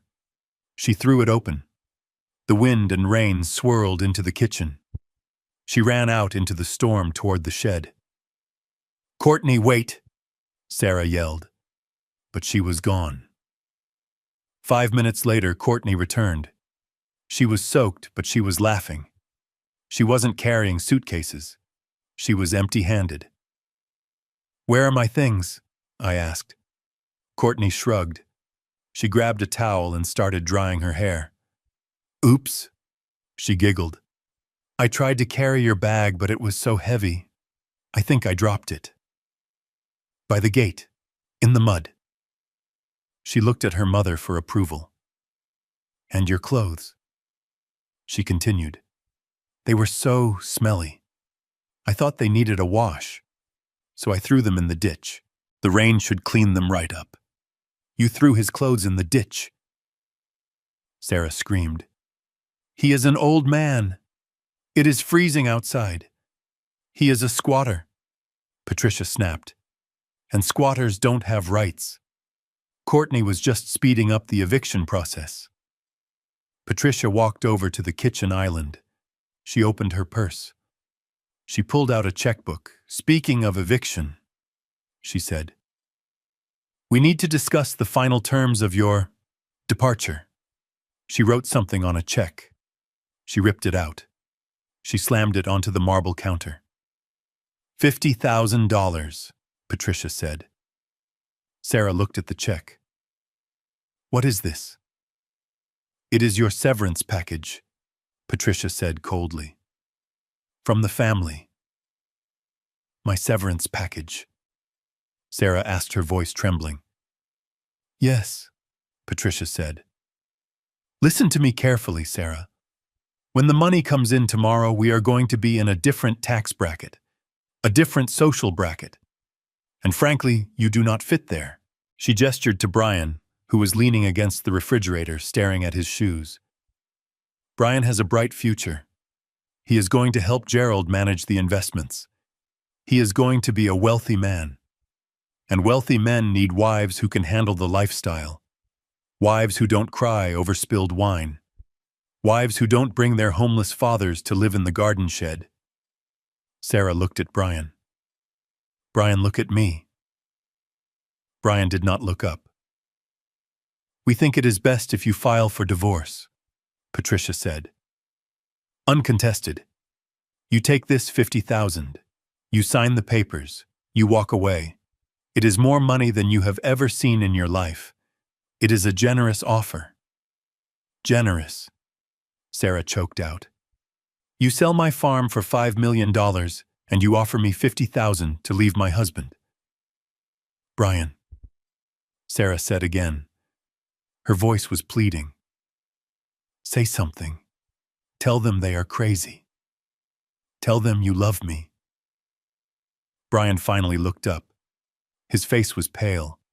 His eyes were dead. Take the money, Sarah, he whispered.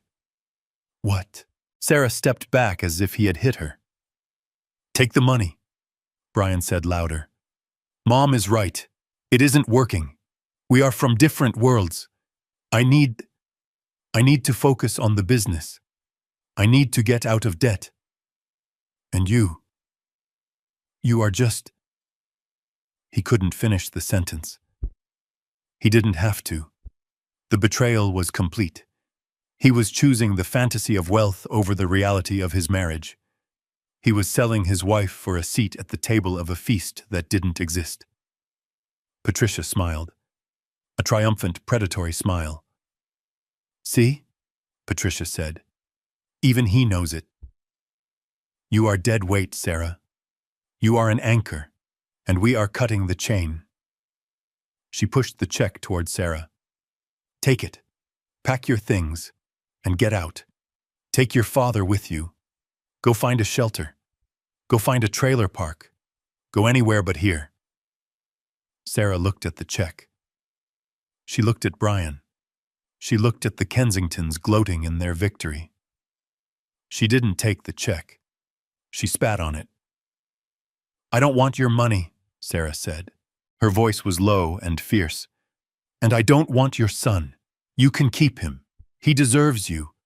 Patricia's face twisted in rage. You ungrateful little brat, Patricia screeched. Get out! Get out of my house right now before I have Gerald throw you out. I stood up from the stool in the corner. The chair scraped loudly against the floor. The sound cut through the room. They all turned to look at me. I rolled my shoulders. I cracked my neck. I stood up to my full height. I am 6'2". I have lifted steel beams and poured concrete my entire life. I am not a small man. And for the last 3 days, I had been hunching over, making myself look smaller, making myself look weak. I stopped hunching. I unbuttoned the tight waiter's vest. I took it off and dropped it on the floor. I rolled up the sleeves of my flannel shirt, revealing the thick, scarred muscles of my forearms. I walked toward them. I didn't walk like a gardener. I walked like the man who built the infrastructure of a state. Gerald took a step back. He looked confused. What are you doing, Jackson? Gerald stammered. Get your bag and leave. I stopped in front of him. I looked down at him. The fear in his eyes flickered. He sensed the change. He sensed the danger. I am leaving Gerald, I said. My voice was different. It wasn't the raspy, humble voice of the beggar. It was deep. It was resonant. It was the voice I used to command job sites with 300 men. But before I go, I have something to say. I looked at Courtney. She was still holding her phone, but she wasn't recording anymore. She looked scared. "You threw my clothes in the mud," I said. "You laughed. You thought it was funny to kick a man when he was down. Remember that feeling, Courtney. Remember how it felt to be powerful. Because you are going to need that memory to keep you warm where you are going." I turned to Brian. He was trembling. "And you," I said. "I trusted you with my daughter. I gave you the benefit of the doubt. I thought you were just weak." "But you aren't weak, Brian. You are rotten. You sold the best thing that ever happened to you for a promise of fool's gold." Finally, I looked at Patricia. She was clutching her wine glass like a weapon. "And you, Patricia," I said softly. "You offered my daughter $50,000. You called her dead weight. You thought you could buy her dignity with a fraction of what you stole." I leaned in close. I smelled the fear coming off her. "You like to talk about assets. You like to talk about market value. Well, let me tell you about the market value of what you just did. The price of greed is everything you have," I whispered. I walked over to Sarah. She was looking at me with wide eyes. She saw it too. The mask was gone. Her father was back. "Let us go, Sarah," I said. I opened the back door. The storm was raging outside. The rain was coming down in sheets, but I didn't care. The air inside that house was more toxic than any storm. "Wait!" Gerald yelled. "Gerald!" He tried to muster some authority. "You can't just threaten us. Who do you think you are?" I paused in the doorway. The lightning flashed, illuminating my silhouette. "I am not the gardener, Gerald," I said. "I am the storm." I stepped out into the rain. Sarah followed me. We walked into the darkness, leaving the light of the house behind. The mud sucked at our boots. The rain soaked us to the bone. But for the first time in days, I felt clean. We walked to the gate. My truck was there waiting. I opened the door for Sarah. "Where are we going?" she asked, shivering. "To the Hilton," I said, starting the engine. "I have a suite, a hot shower, and a lawyer waiting for us at 8 a.m. I drove down the gravel road. I looked in the rearview mirror. The lights of the farmhouse were glowing in the distance. They were celebrating. They were drinking. They were dreaming of millions. "Enjoy the night, Gerald," I said to the rearview mirror. "Because the sun is coming up, and when it does, you are going to burn." The sun rose over the Shenandoah Valley, burning off the mist that clung to the apple orchards. It was 9 o'clock in the morning.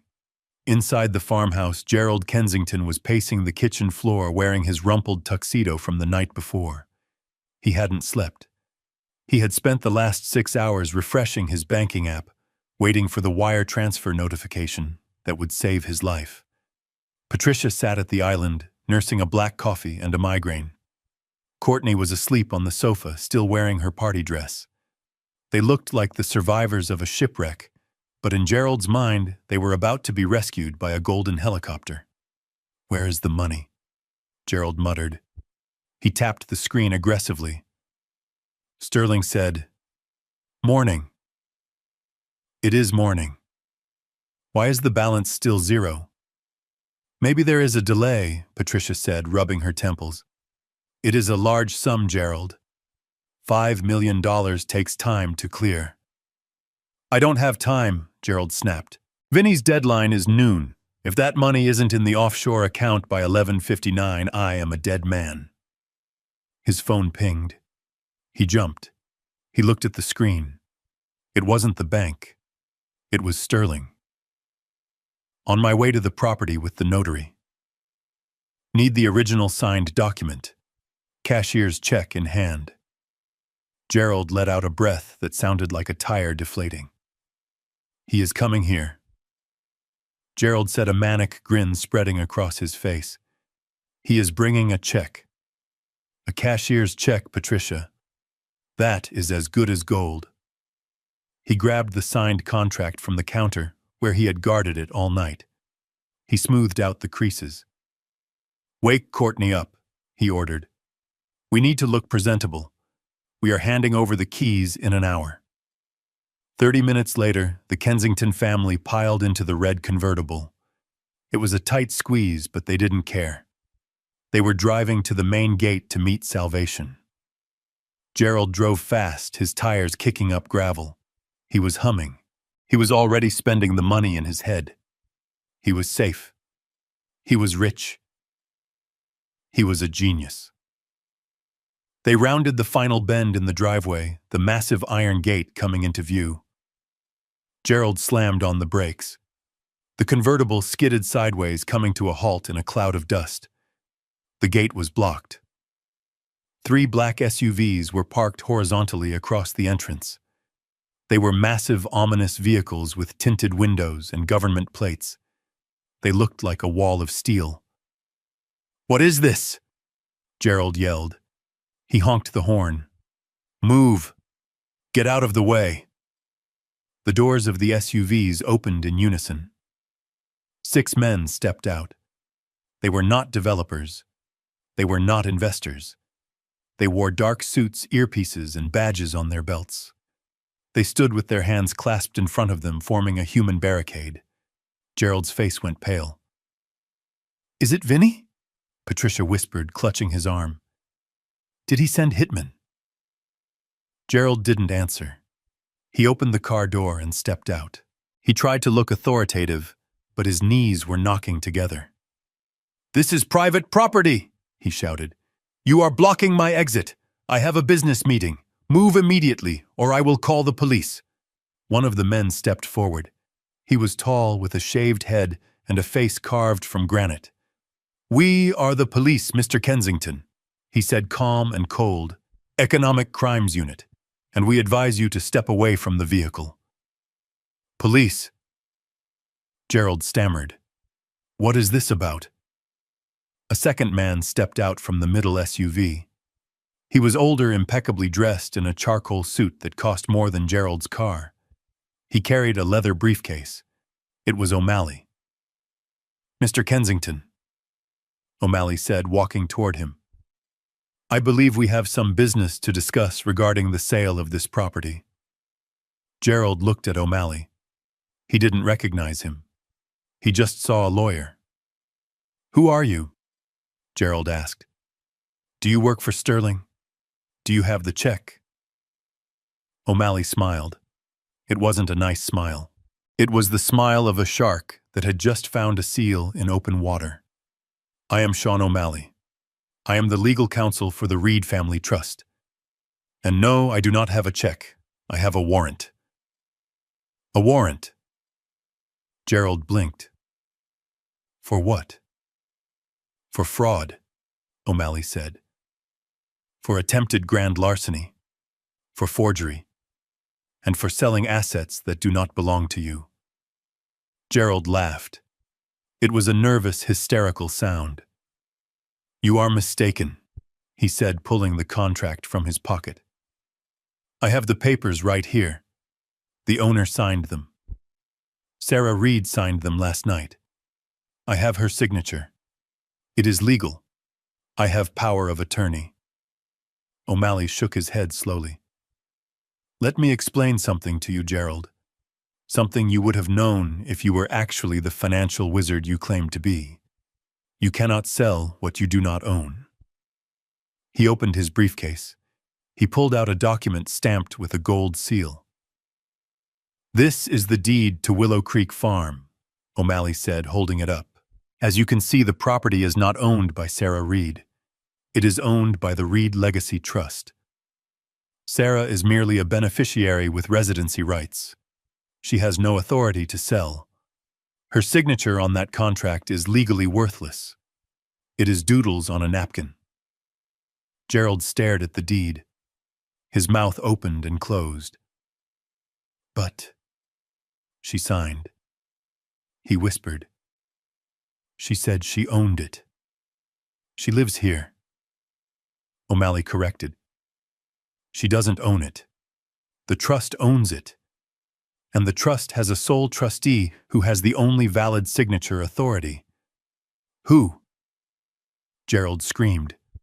Who is the trustee? I will get him to sign. I will cut him in on the deal. I need this sale. The trustee is the man you forced to sleep in a shed, O'Malley said. Gerald froze. Patricia let out a gasp. Courtney lowered her sunglasses, looking confused. The gardener? Gerald asked. The old man. The rear door of the middle SUV opened. A polished black boot stepped onto the gravel. Then a leg clad in fine Italian wool. I stepped out. I was not wearing the flannel shirt. I was not wearing the waiter's vest. I was wearing a navy bespoke suit, tailored to fit my frame perfectly. I wore a white shirt with a stiff collar and a silk tie. My hair was combed back. I was freshly shaved. On my wrist sat a vintage Rolex worth $30,000. I stood up to my full height. I buttoned my jacket. I adjusted my cuffs. I walked toward them. The gravel crunched under my dress shoes. It was the only sound in the world. Gerald looked at me. He looked at the suit. He looked at the watch. He looked at my face. He tried to reconcile the image of the broken old man he had bullied with the Titan standing before him. His brain couldn't process it. Jackson, he whispered. Mr. Reed. I corrected. My voice was deep and resonant. I stopped 3 feet from him. I looked him in the eye. Yesterday he had looked at me with disgust. Today he looked at me with terror. You were looking for the trustee Gerald, I said. You found him. You. Gerald stammered. But you said you were broke. You said you lost the business. You were shoveling manure. I lied. I said simply. Just like you lied when you said you loved my daughter. Just like you lied when you said you were helping her. The difference is my lie was a test. Your lie was a crime. Patricia scrambled out of the car. She ran to me. She tried to grab my arm, but one of the agents stepped in front of her, blocking her path. Jack, she cried. Jack, please. We didn't know. If we had known you had money, we would have treated you differently. I laughed. It was a dark sound. That is exactly the point, Patricia, I said. I didn't want to be treated well because I was rich. I wanted to be treated well because I was a human being, because I was family. But you failed that test. You failed it spectacularly. I turned back to Gerald. You tried to sell my land, I said, pointing to the farmhouse. You tried to sell 50 acres that I bought with my own sweat and blood. You forged medical documents to declare my daughter incompetent. You stole her money. You abused her hospitality. And you did it all while I watched. I leaned in close. Did you really think a man builds a construction empire by being stupid, Gerald? Did you really think I wouldn't check the paperwork? Did you really think I wouldn't protect what is mine? Gerald fell to his knees. He didn't choose to kneel, his legs just gave out. He knelt in the gravel in his ruined tuxedo. Please, he sobbed. Vinny, he is going to kill me. If I don't pay him today, I am dead. You have money, Jack. You have millions. Help me. We are family. I will do anything. I will be your servant. I will clean the stables. Just help me. I looked down at him. I looked at the man who had called me a loser, the man who had thrown a dollar bill at me. I already helped you, Gerald, I said. He looked up, hope flickering in his wet eyes. You did. I nodded. I looked at O'Malley. Show him. O'Malley pulled another document from his briefcase. He handed it to Gerald. This is a transfer of debt assignment, O'Malley said. As of 8 a.m. this morning, Jackson Reed purchased your entire debt portfolio. The casino debt, the credit card debt, and the private loan held by Vincent Moretti. Gerald stared at the paper. His hands shook so hard the paper rattled. "You bought my debt," he whispered. "I did," I said. Vinny was happy to sell. He gets his principal back. He doesn't have to worry about disposing of a body. It was a good business decision for him. "So, I owe you?" Gerald asked. "Yes," I said. "You owe me $2.5 million, plus interest, plus penalties." Gerald let out a breath. He smiled weakly. He started to stand up. "Oh, thank God," he said. "Thank God. Jack, we can work this out. We can set up a payment plan. I can manage the farm for you. I can—" "Sit down," I barked. Gerald dropped back to his knees. "There is no payment plan, Gerald," I said. "There is no management deal. I am calling the loan. Immediately." "Calling the loan," Gerald gasped. "But I don't have the money." "You know I don't have the money." "I know," I said. "That is why we are moving to asset seizure." I signaled to the agents. "Seize it all," I said. The agents moved. They walked to the red convertible. "Get out of the car," one agent said to Courtney. Courtney shrieked, "This is my car! You can't take it!" The car was purchased with funds from a secured loan that is now in default. The agent said, "Get out, or we will remove you." Courtney scrambled out. She stood on the gravel in her party dress, looking lost. Patricia screamed as an agent took her purse. "My credit cards, my jewelry, purchased with stolen funds," the agent said. "Evidence," I looked at Gerald. "I am taking everything, Gerald. The car, the clothes on your back if they have any resale value. But mostly, I am taking your freedom." I nodded to the officer in charge. "Arrest him." The officer stepped forward. He pulled out a pair of handcuffs. They glinted in the morning sun. "Gerald Kensington, you are under arrest for wire fraud, forgery, identity theft, and grand larceny." They pulled Gerald's arms behind his back. The click of the handcuffs was the sweetest sound I had ever heard. Patricia screamed. She tried to run, but there was nowhere to go. An officer caught her arm.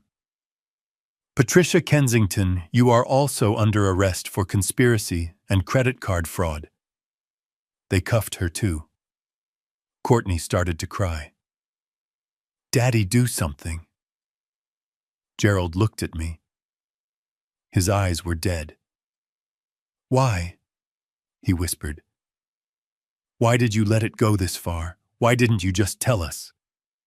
"Because you needed to learn, Gerald," I said, adjusting my silk tie. "You needed to learn that you can't build a life on the backs of other people. You needed to learn that the gardener sees everything." I turned my back on them. I walked toward the black SUV where Sarah was waiting. I opened the door. She stepped out. She looked beautiful. She looked free.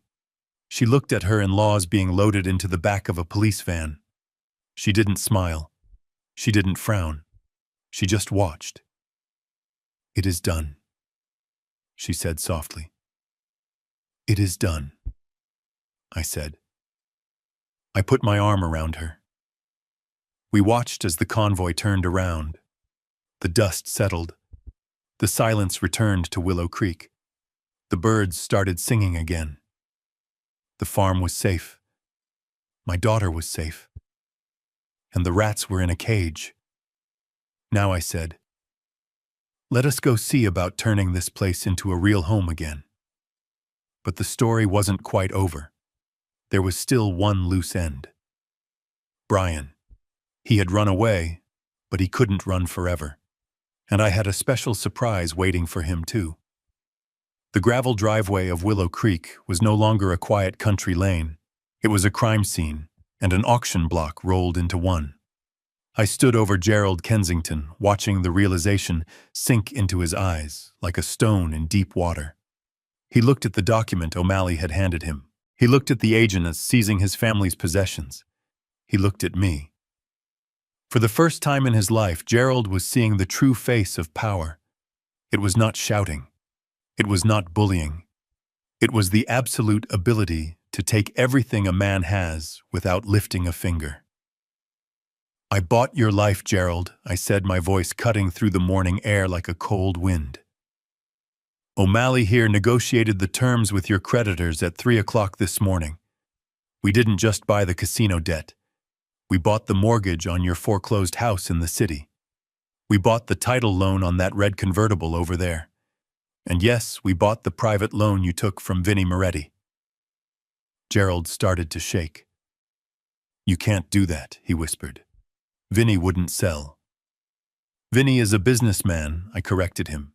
"He knows that dead men do not pay interest. When my lawyer offered him a lump sum cash payment for your debt, he took it in a heartbeat.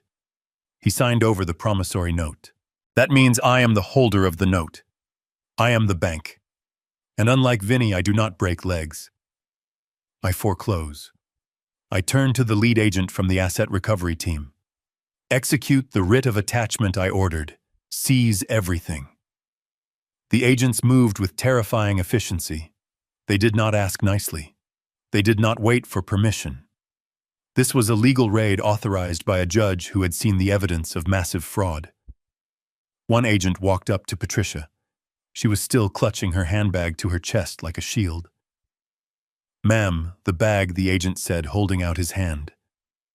"No," Patricia screamed. "This is a Birkin. It is worth $20,000. You can't have it. It was purchased with a credit card that has been in default for 6 months," the agent said calmly. "It is collateral. Hand it over." He pulled the bag from her grip.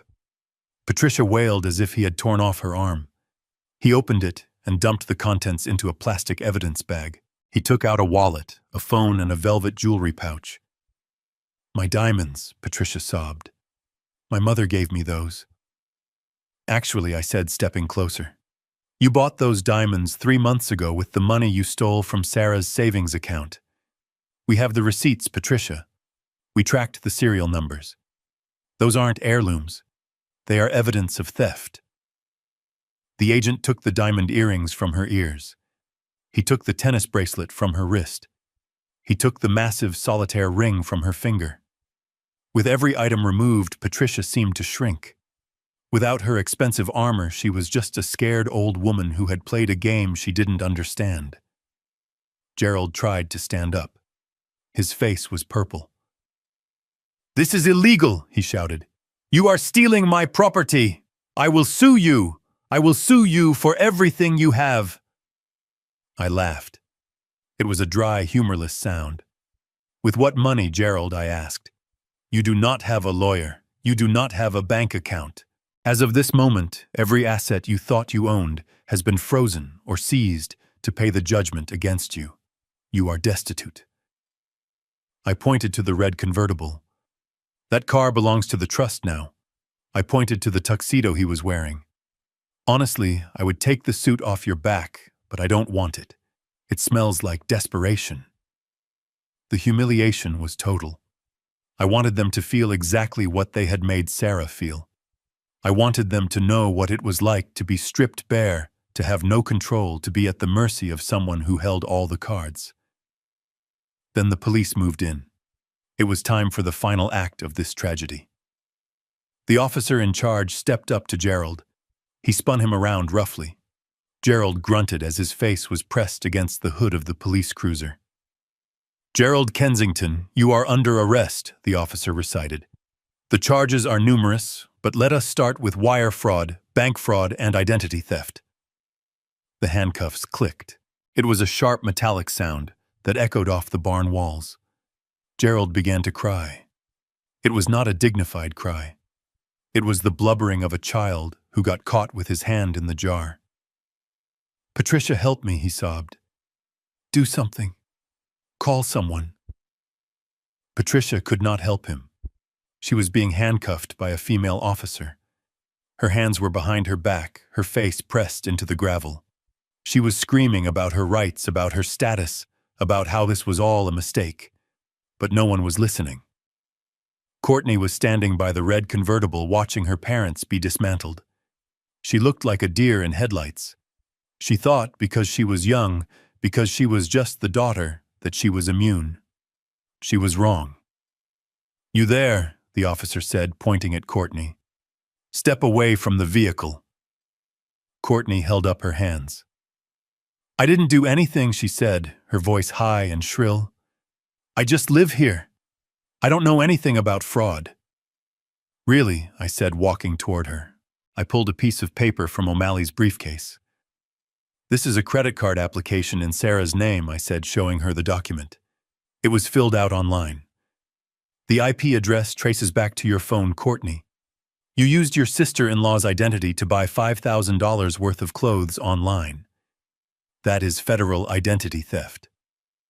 Courtney's mouth dropped open.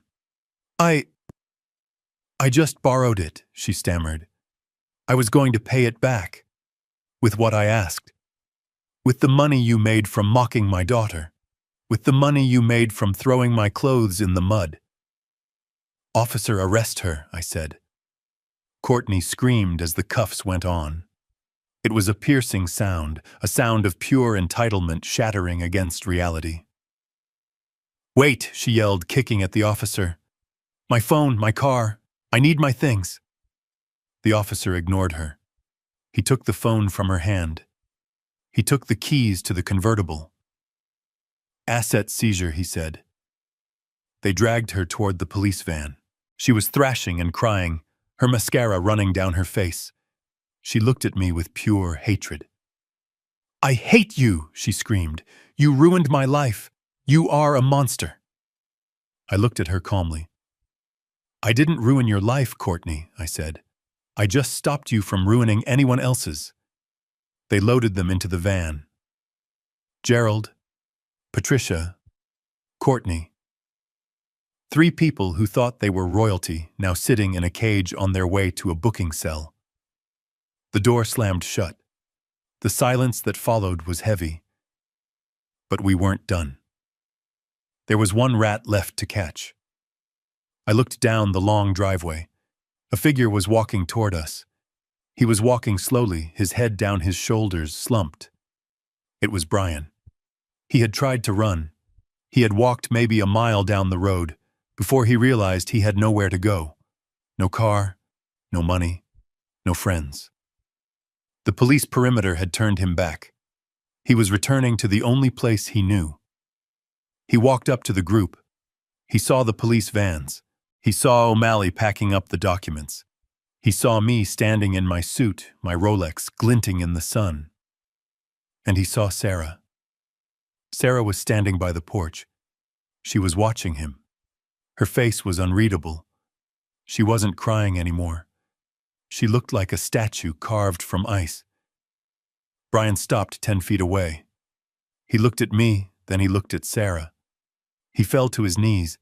He literally dropped into the dirt, his expensive slacks staining with mud. "Sarah," he croaked. His voice was broken. "Sarah, please." I was scared. They made me do it. They threatened me. He crawled forward a few inches. It was pathetic. It was the most disgusting thing I had ever seen. A man begging for forgiveness for a sin he had committed willingly. "I didn't want to hurt you, Sarah," Brian pleaded. "I love you. You know I love you. I needed to save my parents. I thought if we sold the farm we could start over. Just you and me. With the money we could be happy." Sarah walked down the porch steps. She moved slowly, deliberately. She stopped in front of him. She looked down at the man she had promised to love and cherish. "You thought we could be happy?" she asked, her voice quiet and deadly. "With stolen money. You thought we could build a life on the grave of my father's gift." Brian reached for her hand. She stepped back. "I am sorry," he sobbed. "I am so sorry." Give me another chance. I will work. I will pay it back. I will do anything. Just don't let them take me. Don't let your dad destroy me." Sarah looked at me. I didn't say a word. This was her moment. This was her exorcism. She looked back at Brian. She reached for her left hand. She grabbed the simple gold band on her ring finger, the ring he had given her 5 years ago, the ring she had cherished. She pulled it off. It was a struggle. Her hands were swollen from the hard labor they had forced her to do, but she yanked it free. She held the ring up. The gold caught the sunlight. "You aren't a victim," Brian Sarah said. "You are an accomplice. You watched them humiliate me. You watched them treat my father like a dog, and you didn't say a word. You didn't stand up for me. You stood up for the money." She threw the ring. It hit him in the chest and bounced into the dirt. "We are done," she said. "I am filing for divorce today. And unlike you, I am not asking for a settlement. I am asking for a restraining order." Brian stared at the ring in the dirt. He looked up, his face streaked with tears and snot. "Sarah, please," he whispered. "I have nowhere to go." Sarah turned her back on him. "That sounds like a you problem," she said. She walked back up the stairs and into the house. She didn't look back. She closed the door firmly. I looked at Brian. I signaled to the remaining officer. "Get him off my property," I said. The officer grabbed Brian by the arm and hauled him up. "You heard the lady," the officer said. "Move." Brian stumbled away down the driveway, walking toward a future that held nothing but regret. I watched him go. I adjusted my cuffs. I took a deep breath of the clean country air. The farm was quiet. The parasites were gone. The infection had been cut out. It was a brutal morning. It was a violent morning, but it was necessary. Sometimes you have to burn the field to save the crop. I walked up the steps to the house. I had a daughter to comfort, and we had a farm to run. The wheels of justice turn slow, but when you grease them with a high-priced legal team and a mountain of irrefutable evidence, they move fast enough to make your head spin. The trial of Gerald and Patricia Kensington was less of a legal battle and more of a public autopsy. O'Malley was surgical. He laid out the timeline of fraud, the forged medical documents, the identity theft, and the predatory loans with a precision that left the defense attorney looking at his shoes. Gerald tried to plea bargain. He offered to testify against his loan shark, Vinny. He offered to turn over associates he had scammed in the past. But the district attorney wasn't interested. The case was high profile. The local news had picked up the story of the wealthy squatters who tormented a young woman and her father. The public wanted blood, and the judge was happy to give it to them. Gerald was sentenced to 15 years in federal prison for wire fraud and grand larceny. When the gavel came down, he didn't scream or cry. He just slumped in his chair, a man whose entire existence was built on air finally collapsing under the weight of gravity. He looked at me across the courtroom. I didn't look away. I wanted him to see the face of the man who ended his charade. Patricia got 8 years for conspiracy and credit card fraud. She screamed as they led her away. She screamed that she was a victim, that she was accustomed to a certain lifestyle that she couldn't survive in a cage. But the guards didn't care about her lifestyle. They only cared about the handcuffs on her wrists. Courtney avoided jail time by turning state's witness against her parents. She claimed she was coerced. She claimed she was a victim of their manipulation. The jury bought it barely. But her punishment was perhaps more fitting than a cell. With her parents' assets seized and her credit score destroyed, she was cast out into the real world with nothing. No car, no trust fund, no skills. I kept tabs on her. Last I heard, she was working the night shift at a diner 3 towns over. She lives in a subsidized housing complex near the interstate. It is noisy. It is small. And nobody there cares about her last name. Sometimes I think about the girl who threw my clothes in the mud because they smelled. Now she scrubs grease traps for minimum wage. Life has a way of balancing the books. As for Brian, he disappeared. He sent divorce papers through a lawyer 6 months later. He didn't ask for alimony. He didn't ask for the farm. He just wanted to be free. Sarah signed them without a single tear. She was done mourning a man who never really existed. With the rats exterminated, it was time to deal with the house. The Kensingtons had left a mess. Not just the physical trash, but the financial wreckage. The farm was technically safe because I held the debt, but it was bleeding money. The operational costs were high, and there was no income. Sarah sat me down at the kitchen table a week after the arrest. She looked better. She was eating again. But she looked scared. "Dad," she said, "I know you bought the debt. I know you saved the farm, but I can't pay you back. I have nothing." I looked at her. I could have written a check.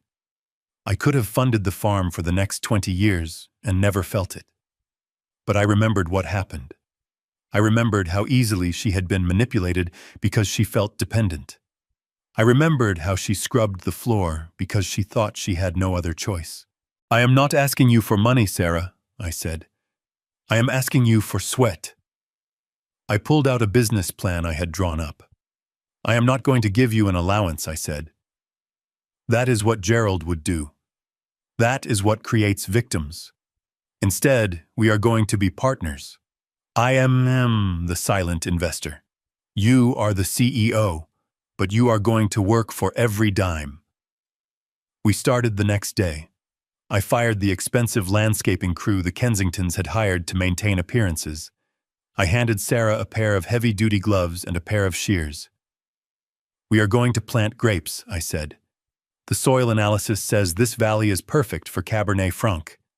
We aren't going to build a golf course. We are going to build a vineyard." The first year was brutal. We worked from sunrise to sunset. Sarah learned how to drive the tractor. She learned how to fix the irrigation lines when they burst in the winter. She learned how to negotiate with suppliers and how to tell a bad deal from a good one. There were days she wanted to quit. Days she sat in the mud, crying, because the frost had killed the seedlings, or the pump had broken again. I didn't comfort her with platitudes. I didn't offer to hire someone to fix it. "Get up, Sarah," I would say. "The vines don't care if you are tired. Fix the problem." And she did. She got up. She wiped her face, and she fixed it. I watched her transform. The timid girl who let her mother-in-law spill wine on her was gone. In her place was a woman who could stare down a contractor who was trying to overcharge her. A woman who walked with her head high. Her hands were rough now. Her skin was tanned from the sun. She didn't look like a porcelain doll anymore. She looked like iron. We renamed the farm again. We took down the Kensington estate sign. We burned it in a bonfire and roasted marshmallows over the flames. We called it Reed Valley Vineyards. It took 2 years to get the first harvest. 2 years of hard labor and lean living. Sarah lived on a budget. She drove the old truck. She didn't buy new clothes. She poured every cent back into the land. And when the first bottles were ready, she didn't just sell them. She marketed them. She used her graphic design skills to create a label that was elegant and strong. She went to distributors. She pitched her story. She didn't use my name. She used her own. I remember the day she handed me the first check. It wasn't a lot. It was a dividend payment from the first quarter profits.